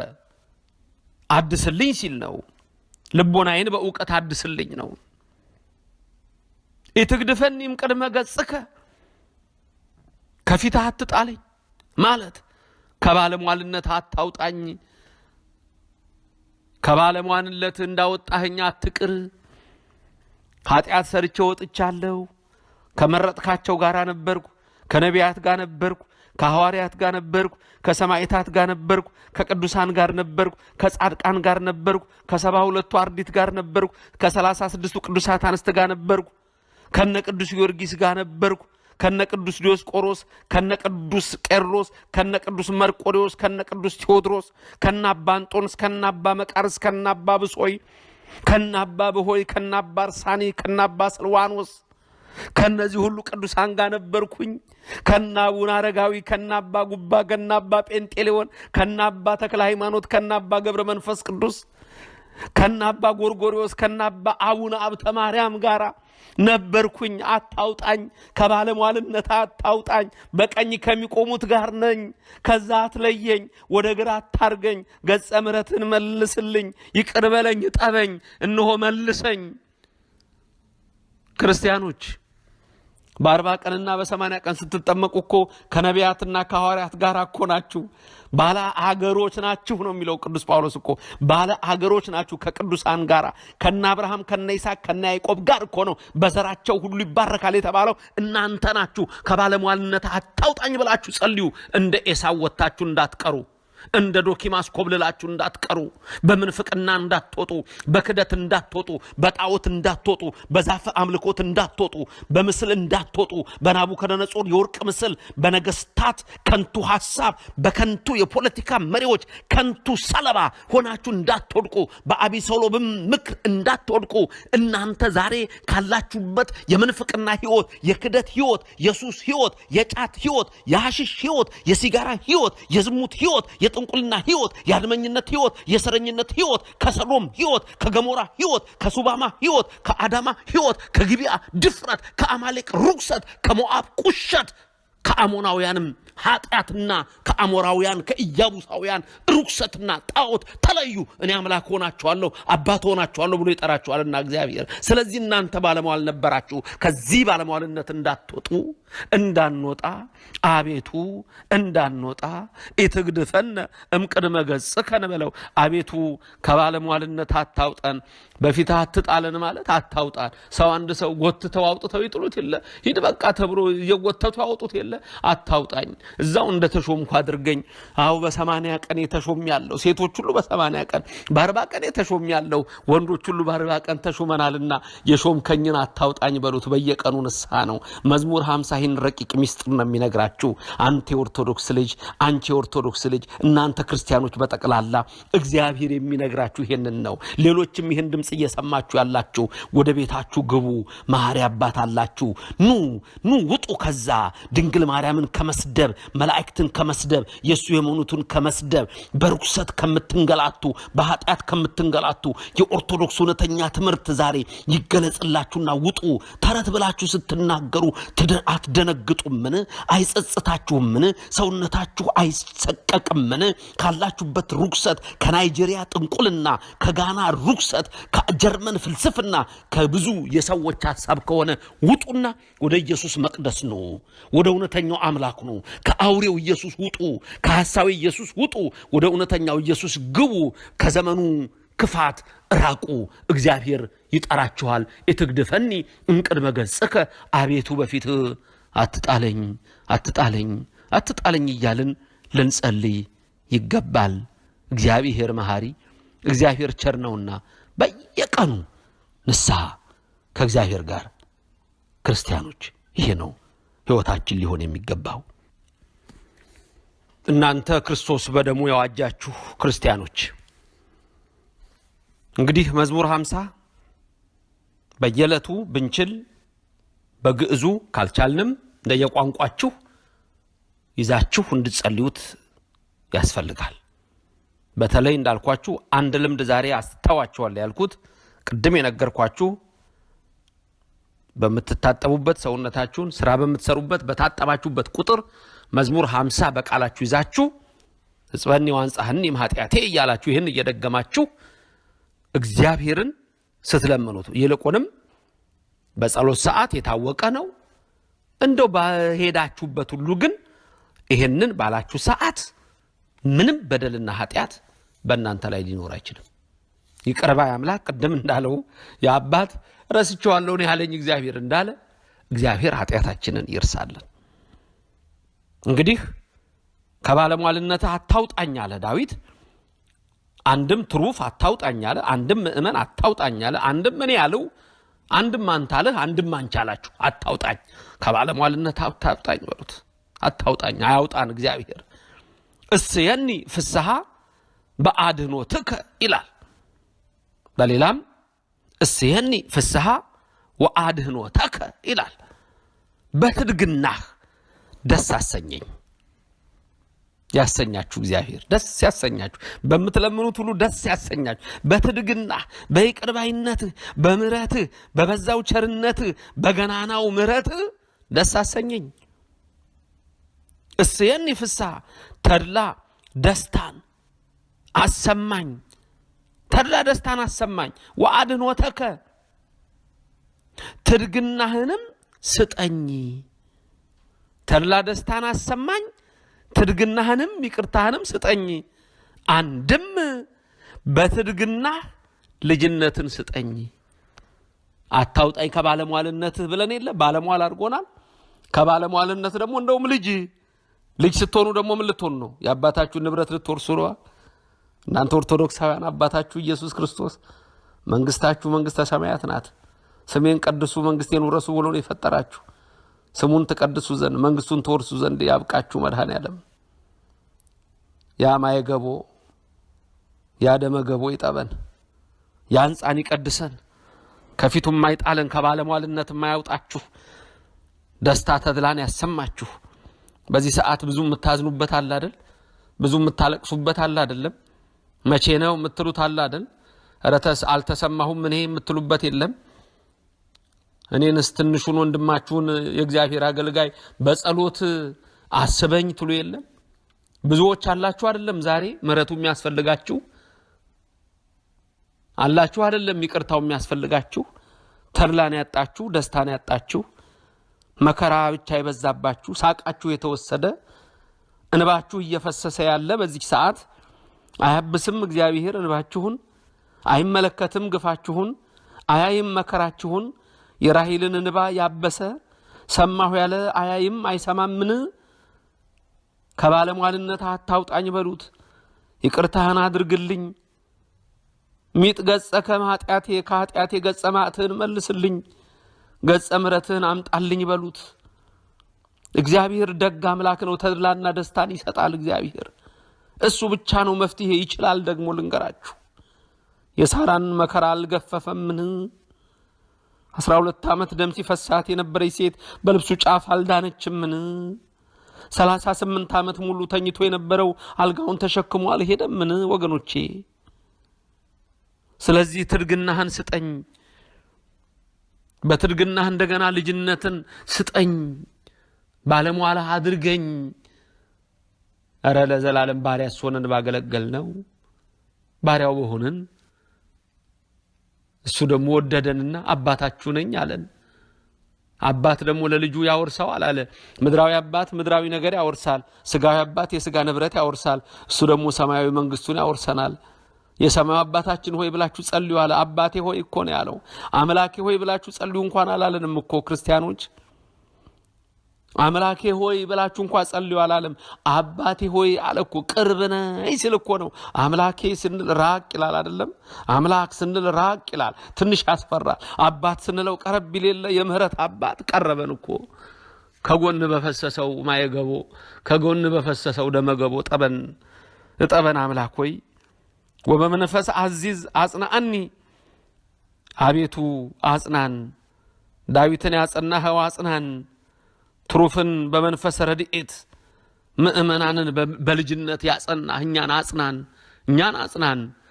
በአንተ አምነን እንኖር ዘንድ አጽናን። በረድኤት ሳንለይ በቸርነትህ ከባለሟልነትህ ሳንወጣ አቤቱ አጽናን፣ እርዳን። ያኔ ስትረዳን እኛም ለሌላው እንመሰክራለን፣ ለማያምኑትም ለኃጥአን እኛም መንገድህን እናሳያለን። ከመማሃሮሙ ለኃጥአን ፍኖተከ ወረሲአን ይትመየጡ ሀቤከ። ዳዊት ይናገራል፣ ትሩፍ ይናገራል። በባቢሎን ሳለ አንተ ይቅር ስትለኝ ባቢሎናውያን ያንን አይተው ኃጥአን መንገድህን ያውቃሉ። ዳዊትም እነሆ ስትረዳኝ እነ ጎልያድ ያውቃሉ፣ ፍልስጤም ያውቃል፣ ሳኦል ያውቃል፣ ልጅ አቤሴሎም ሳይቀር ያውቃል። ከመማሃሮሙ ለኃጥአን ረሲአን ፍኖተከ አለ ወይትመየጡ ሀቤከ ሕግህን ለዘነጉ ኃጥአን ሕግህን አስተምራቸው ዘንድ ወደ አንተም ይመለሱ ዘንድ አጽናኝ። ሌላው ልበ አምላክ ዳዊት እግዚአብሔርን የሚማጸነው በዚህ በመዝሙር 50 የምናየው እኛም እግዚአብሔርን የምንማጸንበት ቃሉን የሰጠን ከደም አድነኝ ነው። አድህነኒ እምደም እግዚአብሔር አምላከ መድኃኒትየ ይላል። የመድኃኒቴ አምላክ እግዚአብሔር ሆይ ከደም አድነኝ ይላል። አንደኛ ዳዊት ነው። ሁለተኛ ትሩፍ ነው። ሶስተኛ አዳምና ሔዋን ናቸው። አራተኛ አይሁድ ናቸው። አምስተኛ እኛኔ እናንተ ነን። ይህን ጸለዩት ልንለው ይገባል። እስቲ ሁላችሁም ከኔ ቀጥላችሁ በሉ። አድህነኒ እምደም እግዚአብሔር አምላከ መድኃኒትየ የመድኃኒቴ አምላክ እግዚአብሔር ሆይ ከደም አድነኝ። እንዳልኳችሁ ዳዊት ይሄን ይላል፣ ትሩፍ ይሄን ይላል፣ አዳምና ሔዋን ይሄን ይላሉ፣ አይሁድም የሚያምኑ ተነሳሃያን አይሁድ ይሄን ይላሉ። ሌላ እኔና እናንተ በየቀኑ ንስሐ የምንገባው ከእግዚአብሔር ጋር እንላለን። ከደም አድነኝ አለ ዳዊት። ከማደም አቤቱ ደህንነቴን የምታደርግልኝ እግዚአብሔር አለ። የደህንነቴ አምላክ እግዚአብሔር ሆይ ደመ ኦሪዮን አፍስሼ ከመጣብኝ ፍዳ አድነኝ አለ። ኦሪዮንን አስገድሎ ነበርና ከቤርሳቤ ጋር ወድቆ ነበርና አቤቱ ደመ ኦሪዮንን አፍስሼ ከመጣብኝ ፍዳ አድነኝ አለ። ሁለተኛ ትሩፍ ነው። ትሩፍ በባቢሎን ሲኖር የባቢሎን ነገስታት ፈርቶ ከባቢሎን ነገስታት ጋር አብሮ በዛ ደመበግን ለጣዖት ያፈሰሱ አሉና ትሩፍ ምን አለ? ደመበግን ለጣዖት ከማፍሰስ የተነሳ ከመጣብኝ ፍዳ አድነኝ አለ። አድህነኒ እምደም። ተመልከቱ፣ ለእግዚአብሔር የሚቀርበውን መስዋዕት ለባቢሎን ጣዖት አፍስሰዋልና ትሩፍ አድነኝ አለ። ሶስተኛ አዳምና ሔዋን ናቸው። ደመበለስን አፍስሰን ከመጣብን ፍዳ የተነሳ የመድኃኒታችን አምላክ ሆይ አድነን ብለው እግዚአብሔርን የተማጸኑ ንስሐ ነው። አዳምና ሔዋን ዕፀ በለስን ቆርጠው ደሟን አፍስሰው ሰይጣን ደማቸውን አፍሶታልና ደሙን አፍሶ እስከሚያድናቸው ድረስ የመድኃኒቴ አምላክ እግዚአብሔር ሆይ ከደም አድነኝ እያሉ ከዛ ከሰራነው ፍዳ ዕፀ በለስን በልተን ካመጣነው መከራ ሰውረን አድነን እያሉ የጸለዩ ንስሐ የገቡ አዳምና ሔዋን ናቸው።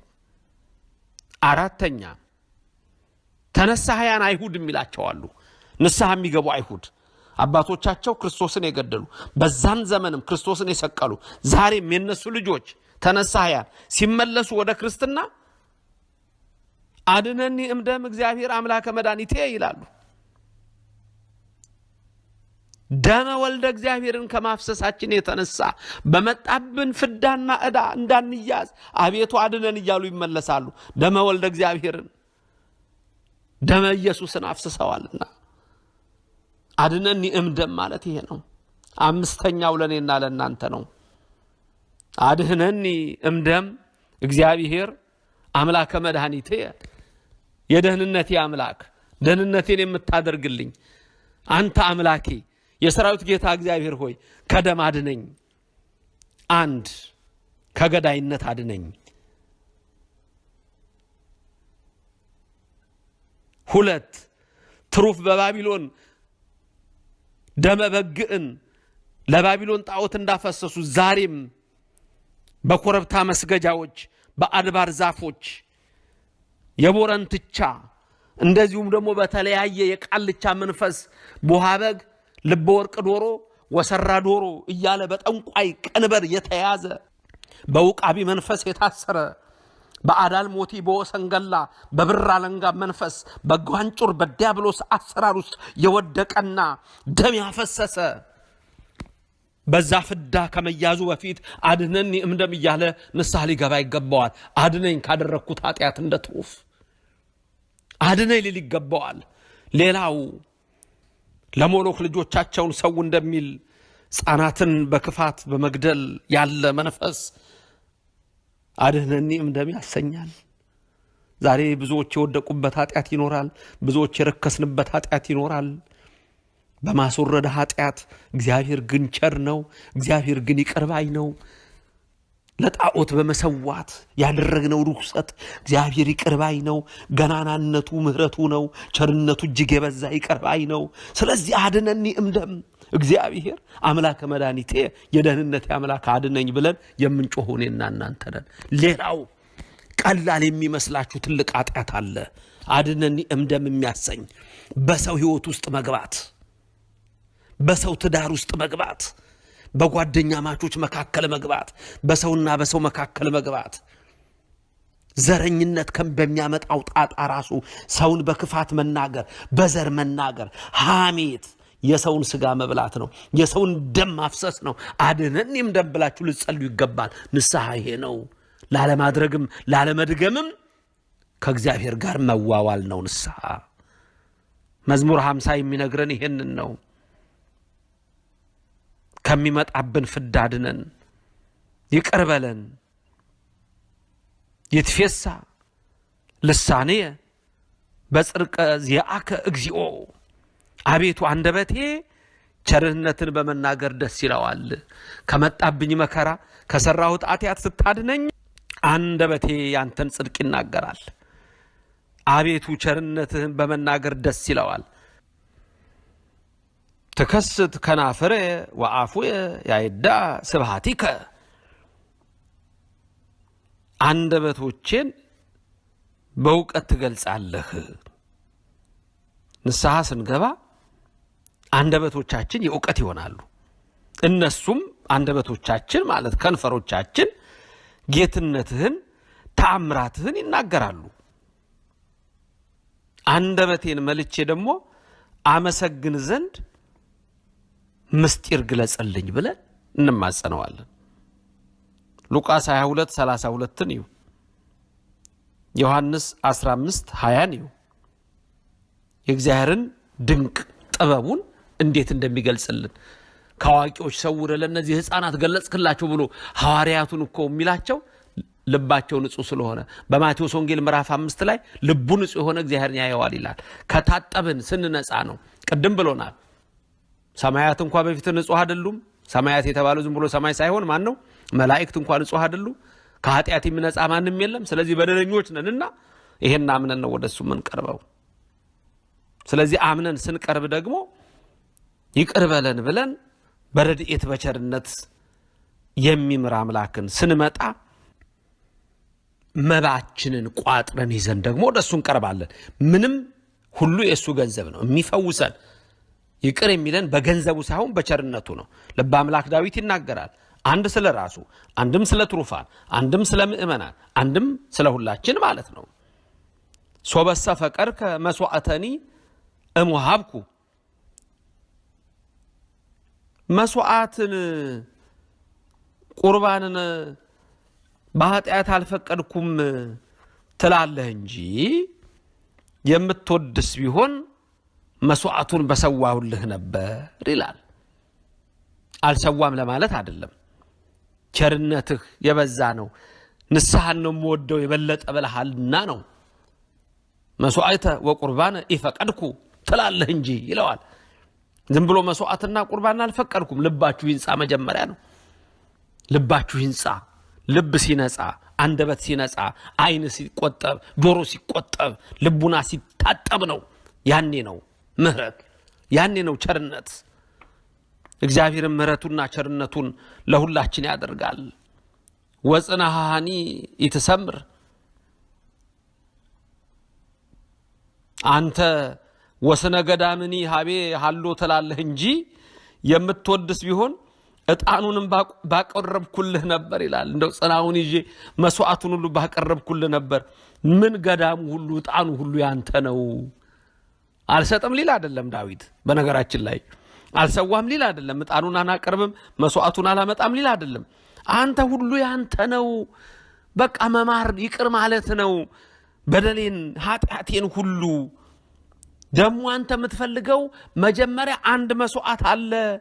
መስዋዕቱ ለእግዚአብሔር መንፈስ የዋህልና መጣው ቅዱስ ዳዊት በረከቱ ይደርብንና መስዋዕቱስ የእግዚአብሔርስ መስዋዕቱ የዋህ ልቦና አንድም የየዋህ ሰው ልቦና ነው አለ። በቃ አለቀ።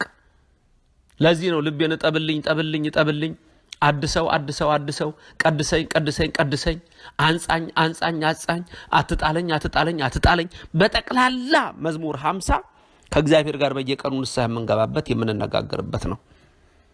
አንድ ልምድ ዛሬ አስተዋችኋለሁ ብያለሁ፣ ቅድምም ነግሬያችኋለሁ። አሁን ሶስተኛዬ ነው። በምትታጠቡበት ጊዜ፣ ሻወር በምትወስዱበት ጊዜ ሁሉ ይሄንን በቃላችሁ ብትይዙት ብትችሉ በግዕዝ ካልቻላችሁ ግን በአማርኛም ሆነ በራሳችሁ በፈለጋችሁት ቋንቋ ብቻ ያዙትና በሉት ብያችኋለሁ። ከዋናው ጸሎታችሁ ባሻገር ማለት ነው። በዋና ጸሎታችሁ ላይ ግን በየዕለቱ ይሄን ጸሎት ከመተኛታችሁ በፊት ከሌላው ጸሎታችሁ ጋር ልጸልዩት የሚገባ አብይ ጸሎት ነው። በቃላችሁ ደግሞ እንደምንም ብላችሁ ይዛችሁ ሸምድዳችሁ ልትሉት ትችላላችሁ። ስለዚህ ዳዊት ልበ አምላክ መስዋዕቱም ያንተ ነው፣ ዕጣኑም ያንተ ነው፣ ጽናው ያንተ ነው፣ አልህምት ያንተ ናቸው፣ በሬው ያንተ ነው፣ በጉም ያንተ ነው። አንተ የምትፈልገው መጀመሪያ መስዋዕቱ ለእግዚአብሔር፣ የእግዚአብሔር መስዋዕቱ ስለ እግዚአብሔር መንፈስ የዋህ ነው፣ የዋህ መንፈስ ነው፣ የየዋህ ሰው ልብ ነው ይላል። እንግዲህ ልባችሁን የእግዚአብሔር ማደሪያ አድርጉት። አንድ ነገር ልንገራችሁ። ትምህርቱ እንግዲህ ከረዘመባችሁ አላውቅም። ዛሬ ልብህን ይላል መጽሐፈ መነኮሳት ነው። ልብሽን ልባችሁን ዮሴፍ ለጌታ ሰርቶለት እንደነበረ ትንሽ ወንበር አድርጓት ይላል። ዮሴፍ በረከቱ ይደርብንና ቅዱስ ዮሴፍ የጌታ አባት የተባለ ታላቅ ቅዱስ ነው። ስራው አናጺነት ስለነበረ ትንሽዬ ወንበር ሰርቶለት ለጌታ ቁጭ ያደረገው ነበር። በአብዛኛው እንደውም አይቀመጥም ጌታ። ምክንያቱም ወንድሞቹ እህቶቹ የዮሴፍ ልጆች አያስቀምጡትም ሲያቅፉት። ደግሞ የሚገርም ነገር እኮ ነው። ሲያቅፉት አንዱ አቅፎ ለአንዱ ሲሰጠው ሰውነታቸው ላይ የተለየ ጠረን፣ ልዩ መዓዛ፣ ቅዱስ ሽታ በሰውነታቸው ላይ ያድር ነበር። ንስሐ ስንገባ እሱ ሽታ ነው የሚመጣላችሁ። ይቅር በለኝ ስትሉት እሱ ሽታ ነው የሚመጣው። ሰውነታችሁን ታጥባችሁ ተንበርክካችሁ ስትጸልዩ እንባችሁት በትንሹ ሲፈስ ያማየ ገቦ በቀራንዮ አደባባይ የፈሰሰው ያደመ ገቦ በእናንተ ላይ ሲረጭ መልአኩ በእናንተ ላይ ሲያፈሰው ክርስቶስ ምሕረቱን ሲልክላችሁ መዓዛችሁ ሁሉ ይለወጣል። አሁን እንኳን ይህን ቃል ስትሰሙ ልዩ የሆነ መዓዛ ይሰማችኋል። ልባችሁ ደስ ይለዋል። እስየኒ ፍስሐ ወአድኅኖተከ፣ ደስ የሚያሰኝ ድህነት ውስጣችሁ አጥንታችሁ ሲለመልም ይሰማችኋል። የዮሴፍ ልጆች አንዱ እያቀፉት እየተሻሙ እስቲ እኔ ሊያዘው ሲሉ ልዩ ጠረን ሰውነታቸው ላይ ይቀር ነበር። እስቲ ያስቀምጡት ይላቸውና ደግሞ እዛች ወንበር ላይ ቁጭ ያደርጉታል። ልብህን እንደዛች ወንበር አድርጋት። ልብሽን እንደዛች ወንበር አድርጊያት። እስቲ ይታያችሁ ልባችሁ ያችን ወንበር ስትሆን ማን ነው ልባችሁ ላይ የሚቀመጠው? ኢየሱስ ክርስቶስ። መዓዛችሁ ሲለወጥ ይታያችሁ። ጠረናችሁ ሲቀየር ይታያችሁ። በደላችሁን ረስቼዋለሁ ሲላችሁ ይታያችሁ። ልባችሁ ሲታጠብ ይታያችሁ፣ ይሰማችሁ። ያኔ ነው ፈውሱ። ይቅር ባይ ነው። ኧረ ጨካኝ አታድርጉት። የምሕረትን አምላክ ጨካኝ አታድርጉት። አሁን እንኳን ይህን ቃል እየሰማችሁ በየዕለቱ ንስሐ ከእግዚአብሔር ጋር ገብታችሁ ካልታጠባችሁ ቅድም ያልኳችሁ ትልቁ ችግራችሁ ያልኳችሁ እሱ ይቅር ብሏችኋል። ራሳችሁን ይቅር ያላላችሁ ራሳችሁን ንገሩት። ይቅር ብሎኛል በሉ። ይቅር ብሎኛል፣ ይቅር ብሎኛል። በእናቱ በድንግል ማርያም ይቅር ብሎኛል በሉ። ይቅር ብሎኛል። በመላእክቱ ምልጃ ይቅር ብሎኛል በሉ። ይቅር ብሎኛል። በነቢያቱ ለቅሶ ይቅር ብሎኛል በሉ። በኤርምያስ እንባ አጥቦኛል በሉ። ይቅር ብሎኛል በሉ። በሰማዕታቱ ደም ይቅር ብሎኛል በሉ። በሐዋርያቱ ልመና ይቅር ብሎኛል በሉ። በቅዱሳን አባቶቻችን ጻድቃን ሰማዕታት ይቅር ብሎኛል በሉ። ይቅር ብሎኛል። አዎ ይቅር ብሎናል። መሐሪው አምላክ ምሕረቱን ልኮልናል። መስዋዕቱ የሱ ነው፣ ላሙ የሱ ነው፣ በሬው የሱ ነው፣ ጧፉ የሱ ነው፣ ዕጣኑ የሱ ነው፣ ዘቢቡ የሱ ነው፣ ሁሉ የሱ ነው። የዋህ የሆነ ልብን ይፈልጋል እግዚአብሔር። መስዋዕቱ እሱ ነው። ልበ ትሑተ ወየዋህ ኢይሜንን እግዚአብሔር። እግዚአብሔር ትሑት የዋህ ልቡናን አይንቅም፣ አያቃልልም። አንድም ልበ ትሑት ይላል። የትሑት የየዋህ ልቡናን አይንቅም፣ አያቃልልም። አይንቅም እግዚአብሔር። ሰው እንደናቀ የሚንቃችሁ መስሏችሁ? ኧረ ማንን ንቆ? የኢያሪኮ የኔብጤ 5000 ሰው እየተከተለ እኮ ጌታ ሆይ ተሳሃለኒ ወልደ ዳዊት የዳዊት ልጅ ሆይ ማረኝ ቢል እኮ ለአንዱ ሰው ቆሞለታል። አይንቅም። እኛንን እንጂ ይሄ አይነ ስውር፣ ይሄ ቆሻሻ፣ ይሄ እንዲህ እያለ ይሄ በዚህ እንዲህ እያለ አቤት አንደበታችን አያርፍም። ቀድሱት እንጂ ለውጡት እንጂ አንደበታችሁ ይዘምር እንጂ ጆሮአችሁ ቃሉን ይስማ፣ አይናችሁ መጽሐፉ ቅዱሱን ያንብብ እንጂ። በአንደበታችሁ ጫት አትክተቱ፣ ለሥጋው ደግሞ አብቃኝ በሉ።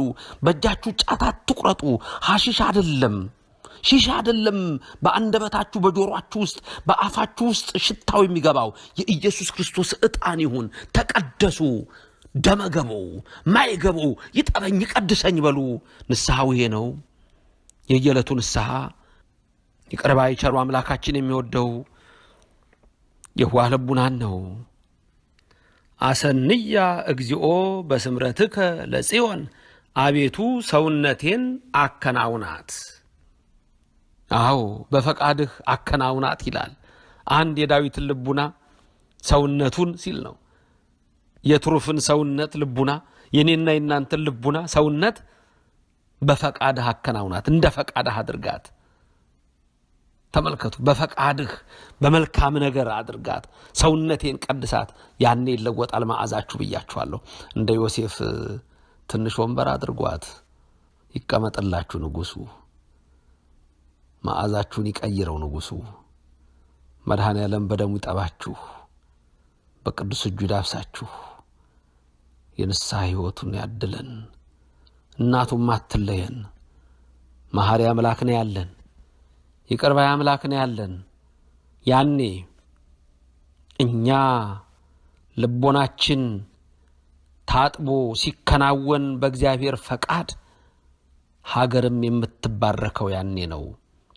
ዳዊት ስለ ኢየሩሳሌም ስለ ጽዮን ይናገራል። እኛም ስለ ሀገራችን እግዚአብሔር የሚናገረውን ሰምተን ዳዊት የሚለውን በልቡናችን እናሳድር። ወይታነጻ አረፋቲሃ ለኢየሩሳሌም፣ የኢየሩሳሌምን ግንቦቿን ቅጥሮቿን ሰራ ሲል ነው። በሚስጥሩ ግን ሕዋሳቴም በመንግስት ይከናወኑ ሲል ነው። በኢየሩሳሌም የራሱን ሰውነት አንድም የትሩፍን በሚጠተ ስጋ አከናውናት ሲል ነው። ሚጠተ ስጋ ማለት ባቢሎን ወርደዋል እንዳልኳችሁ፣ ትሩፍ ተማርከዋል፣ በባቢሎን ነው ያሉት። በዛ የባቢሎንን ኃጢአትና ርኩሰት ሰርተዋል፣ ለዛፍ አምልከዋል፣ ለወንዝ ገብረዋል፣ ለተራራ ሰግደዋል፣ ለባቢሎን ምስል በግ አርደው ደም አፍሰዋል። ይቅር በለን ብለው ንስሐ ቢገቡ ከባቢሎን አውጥቶ ኢየሩሳሌም መልሷቸዋል። ዛሬም እኛ ከመከራ የምንወጣው ይሄን ስንተው ነው። በጊዜያዊ አስተሳሰብ ሳንወሰድ ወይም ደግሞ በኃጢአታችን በግልም ሆነ በህብረተሰብ በምንሰራው በጋራ ይሰራል ኃጢአትምና ከዚህ ሁሉ የሚያነጻን እግዚአብሔር ነው። ስለዚህ ዳዊት የኔን ሰውነት አከናውንልኝ አለ። ቅጥሮቼ ሰውነቶቼ ይሰሩ አለ። ጤንነትንም ያሳያል። ትሩፍም በሚጠተ ስጋ አከናውናት አለ። ይመለሱ አለ። ስለዚህ ህዋሳት በሚጠት ይከናውኑ። አንድም ኢየሩሳሌምን ራሷን ከተማይቱን በሚጠት አከናውናት ማለት ሰዎች ገብተውባት አገሪቱ እንድትቀና ቤተ መቅደስ እንድትሰራ ግንቧ ቅጽሯ እንዲታደስ አድርግ ይላል። ዛሬ እኛ ንስሐ ስንገባ የተዋህዶ ቤተክርስቲያናችን የሀገራችንም ቢሆን በረከት ይበዛል፣ ይትረፈረፋል። እግዚአብሔር ያከናውናል፣ እንድትቀና ያደርጋል። ምድርም የዘሩባትን እንድታፈራ ያደርጋል። ሰማዩንም የተባረከ አየር እንዲሰጥ ያደርገዋል። ስለዚህ እግዚአብሔር ሆይ አንተ አገራችን እንድትቀና ቤተ መቅደስ እንዲሰራ ግንቧ ቅጽሯ እንዲታደስ የተደፈረው የመቅደሳችን ስፍራ እንዲከበር አድርግ ስንለው መጨረሻ ላይ የኛ ልቡና ነው ተስተካክሎ ነው አሁን መጨረሻ ሀገር የምትስተካከለው። የኛ ልቡና ካተስተካከለ ሀገርም ሆነ ቤተክርስቲያን አትስተካከልም። ስለዚህ አንድም እኛ ምእመናንን በሚጠተ ነፍስ አከናውናት ማለት ህዋሳታችንን በሚጠተ ነፍስ በልጅነት ይከናወኑ። ስትመጣ ነፍሳችንን ወደ አንተ መልሳት። ወደ ሲኦል አይደለም ወደ ገነት አርጋት። በግራ ቁመት አይደለም በቀኝ ቁመት አብቃት። ለስደት አይደለም ለበረከት አብቃት እያልን እንጸልያለን። ልጅነትን አከናውናት ማለት እንድትሰጥ አድርጋት። ትሩፋቶቿም ሁሉ ይታደሱ። ዓመተ ሰምር መስዋዕተ ጽድቅ እውነተኛውን መስዋዕት በወደደ ጊዜ። አሁን ልብ በሉ እንግዲህ ቅድም ስለ መስዋዕት አውርቶ ነበር። አሁን እውነተኛው መስዋዕት አለ። ሁሉ ያንተ ነው ብሎ ነበር። መጀመሪያ ልብ ነው የምትፈልገው አለ። ከስጦታችን በፊት ልባችን ነው መሰጠት ያለበት። ትልቁ ችግር እሱ ነው። አሁን ልባችን መሰጠት። ሰውነታችሁ ተሰጥቷል ወይ? ለማን የተሰጠው ሰውነታችሁ? ልባችሁ ለማን የተሰጠው? ልብ ነው ዋናው። አሁን ድሮም ዘፈንም ሲዘፈን ልብ ላይ ነው ሁሉ ነገር ያለው። በቃ ምን ነው በማዶ የሰው ልብ ወስዶ እንደሱ ነው። በላችሁ አንጀቴን በላችሁ፣ በላችሁ ልቤን በላችሁ ነው። የተበላ ነው አብዛኛው ወጣት የተበላ ልብ ነው ያዘው። ልቡ የለም ሰዶታል። ምን ነው በማዶ የሰው ልብ ወስዶ ተወስዷል። ማን ነው ዛሬ ልባችሁን የወሰደው? የቆሻሻ የፖለቲካ አስተሳሰብ ነው የወሰደው? የጎሰኝነት የጎጥኝነት የቀበሌን የወሰደው? ምንድነው የምታረጉት? ማን ነው የምትሰሙት? እያንዳንዳችሁ እኔ አውቃለሁ። ከተለያየ ቦታ የተለያየ ቋንቋ ተናጋሪዎች እንደምትሰሙኝ አውቃለሁ። ምንድነው ልባችሁ የት ነው ያለው? ከእግዚአብሔር ጋር ነው ልባችሁ ያለው? በየሰፈሩ ከመጡ ሹማምንት ጋር ነው? መለወጥ ስትችሉ የክርስቶስ ልጆች እግዚአብሔርን ይዛችሁ መለወጥ ስትችሉ እናንተ አንድ ማድረግ ስትችሉ በረከት ይዛችሁ መሄድ ስትችሉ ለሕዝብ በረከት መስጠት ስትችሉ እናንተ ክርስቲያን ሆናችሁ እናንተ እውነተኛ ኦርቶዶክስ እምነት ውስጥ ሆናችሁ መድኃኔዓለም ኢየሱስ ክርስቶስ በደሙ የዋጃችሁ ወርዳችሁ በተራ ፖለቲካ በማርክስ በሌኒን ፍልስፍና በዓለማዊ ተረት ወድቃችሁ የተገኛችሁ እናንተ ንስሐ ግቡ። መልሰኝ በሉት። አገርም የምትታነጸው ያኔ ነው። ቤተክርስቲያንም የምትከበረው ያኔ ነው። ስለዚህ ልበ አምላክ ዳዊት ይናገራል። ከንቱ መስዋዕት አለ፣ ሁሉ ያንተ ነው፣ እሱን አትፈልግም። ልብ ሲመጣ ነው መስዋዕቱም መልካም የሚሆነው። ለዚህ ነው የምትወደው እውነተኛ መስዋዕት ይሰዋል ዘንድ በወደደ ጊዜ መባአኒ ወቁርባነኒ የበጎ ሰዎች መስዋዕተ ቁርባናቸውን መባቸውን አንድም ዋናው መስዋዕት የወልደ እግዚአብሔር መስዋዕት ቁርባንነቱን መባእነቱን በወደደ ጊዜ በቃ የኛን መባችንን በወደደ ጊዜ አንድም ልቡናችን እውነተኛ ሆኖ ስለዚህ የምንቀድሰውም ቅዳሴ የሚያርገው ያኔ ነው። የሚሰዋ መስዋዕት የሚያርገው ያኔ ነው። የሚቀደሰው ቅዳሴ የሚያደርገው ያኔ ነው። የሚቆመው ማህሌት የሚሰማው ሰማይ ያኔ ነው። የምንቆመው ሰዓታት እንባችን ወደ ሰማይ ነው። አለዛ ግን ካህናትም በፖለቲካ አስተሳሰብ፣ ህዝቡም በፖለቲካ አስተሳሰብ፣ በመንደር አስተሳሰብ፣ በሰፈር አስተሳሰብ ሲወድቅ ያኔ እግዚአብሔር ገጸ መዓቱን አምጥቷል። ገጸ ምሕረትህን መልስ ያለው ዳዊት ለዚህ ነው። ሚጥ ገጸከ እማጥያቴ ከኃጢአቴ ገጸ መዓትህን መልሰ ገጸ ምሕረትን አምጣልኝ ብሏል። ዛሬ የምንለምነው እግዚአብሔርን ይሄንን ነው። ገጸ ምሕረቱን እንዲያመጣልን፣ ገጸ መዓቱን እንዲያርቅልን፣ በረከት ረድኤቱን እንዲያደርግልን፣ ቸርነቱን እንዲያደርግልን እንጂ የወደድክ ጊዜ አቤቱ የዛን ጊዜማ አሜሃ የአርጉ ውስተ ምስዋኢከ አልህምተ የአርጉ ለከ አልህምተ ነቢያት ካህናት አልህምትን ይሰውልሃል አለ። በብሉይ ዘመን እንግዲህ በግና እንቦሳ ይሰዋ ነበረ፣ ርግብም ይሰዋ ነበረ። ያኔ በብሉይ ዘመን አንድም በሐዲስ ኪዳን አንተ ራስህ መስዋዕት ሆነህ መስዋዕቱ ይሰዋል አለ። ሌላው ደግሞ የሚገርማችሁ ምን እንደሆነ ታውቃላችሁ? አላውያን ከሃዲያን ሐዋርያትን ሰማዕታትን ይሰውልሃል። ይገርማል እኮ ሲገሏቸው እነሱ ሰማዕትነት ሲቀበሉ ሲገሏቸው፣ ለክርስቶስ ግን መስዋዕቱን ይቀበላቸዋል። መስዋዕቱን ይሄን መስዋዕት አይንቀውም። በቀራንዮ አደባባይ እንትፍ እንዳለው ሐሞት አይደለም። የሰማዕታቱን እንደሚበቀልላቸዋል፣ የሚሞቱት እንደሚበቀልላቸዋል። እንበቀል ያለ ሐዋርያት አንድም የለ። አንድም ነቢይ ልበቀል ብሎ የተነሳ የለም። መጽሐፍ ቅዱስ ይሄ ነው። እግዚአብሔር ግን ሲበቀል ያሳያል። ደግሞ ስራ አለው። እግዚአብሔር እንዴት እንደሚሰራ ራሱ ያውቃል። አላውያን ከሃዲያን ሐዋርያትን ይሰውልሃል አለው። ይገርማል። አንድም ሐዋርያት መባውን እውነተኛውን ቅዱስ ቁርባን ይሰውልሃል። ዛሬም እኛ ይሄንን እናደርጋለን። ይህ ጸሎት መዝሙር 50 በየቀኑ ንስሐ ለመግባት የሚጸለይ ጸሎት ነው። ዛሬ ሰፋ አድርገን ተምረናል። አምላካችን የተመሰገነ ይሁን። ይህን ትምህርት የሰማችሁ ሁሉ ይህን ትምህርት ሰዎች ሁሉ እንዲሰሙት አድርጉት። ሰፊ ትምህርት ነው። ረቂቅ ትምህርት ነው። የመዝሙር 50ን ምስጢር ትረዳላችሁ። በየዕለቱ ይሄንን በጸሎት አንድ ልምድ ከዛሬ ጀምሮ አረጋለሁ በሉኝ ሁላችሁ። ቢያንስ መዝሙር 50ን መሸምደድ ባትችሉ ሻወርን በምትወስዱበት በምትታጠቡበት ጊዜ ይሄንን ቃል እያሰላሰላችሁ መዝሙር 50ን በደንብ ተመልከቱ። መጽሐፍ ቅዱስ ላይ እያሰላሰልኩ አደርገዋለሁ ብላችሁ ቃል ግቡልኝ። ሌላው በሁል ጊዜ የማታ ጸሎታችሁ አደርገዋለሁ ብላችሁ ቃል ግቡልኝ። በየዕለቱ ልትጸልዩት እንዴት ያኔ ሰውነታችሁ እንደሚቀየር፣ ልቡናችሁ እንደሚቀየር፣ ጭንቀታችሁ እንዴት እንደሚወገድ፣ ሁከታችሁ እንዴት እንደሚርቅ፣ ተስፋ መቁረጥ እንዴት ከናንተ እንደሚሸሽ፣ እግዚአብሔር እንዴት በልቦናችሁ እንደሚነግስ ታውታላችሁ። ይህን ጸሎት እያደረጋችሁ በአይናችሁ በጆሮአችሁ ስታዩትና ስትሰሙት በልቡናችሁ ሲቀመጥላችሁ ታውታላችሁ። ዳዊት የተፈወሰበት ምሕረት ያገኘበት ጸሎት ይሄ ነው። እያለቀሰ እንባው የዳዊት ኦሪዮንን ደም ኦሪዮንን አፍስሻለሁ ብሎ ማረኝ ብሎ ያለቀሰው ሳር በቅሎ አሳይቶታል።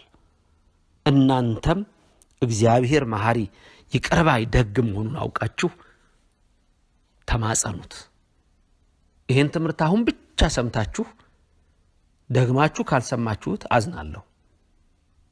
በየዕለቱ ብትችሉ በየተወሰነ ጊዜ ደጋግማችሁ የምትሰሙት ትምህርት ይሆን ዘንድ እወዳለሁ፣ እፈቅዳለሁ። ዳዊት የተማረበት ትሩፍ የተፈወሰበት እኔና እናንተም የዳንበት ልዩ ጸሎት ነው። ይህ ጸሎት አዲስ ክርስቲያን ተጠማቂ በሚመጣበት ጊዜ የግድ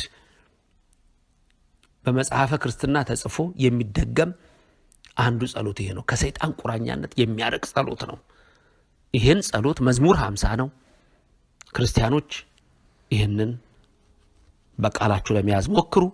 ካልቻላችሁ ሐሳቡን ያዙ። ቀደም እንዳልኳችሁ አንድ ልምድ አስተዋችኋለሁ ያልኩት አሁንም ደግሜ እናገራለሁ።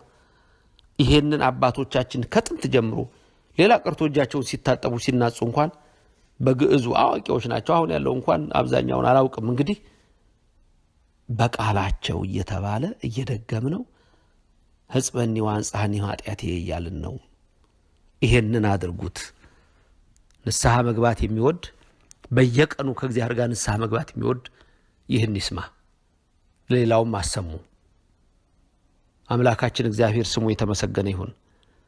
እመቤታችን አትለያችሁ፣ በቀኝ በግራ ትቁምላችሁ፣ ከፊት ትምራችሁ፣ ከኋላ ትከተላችሁ።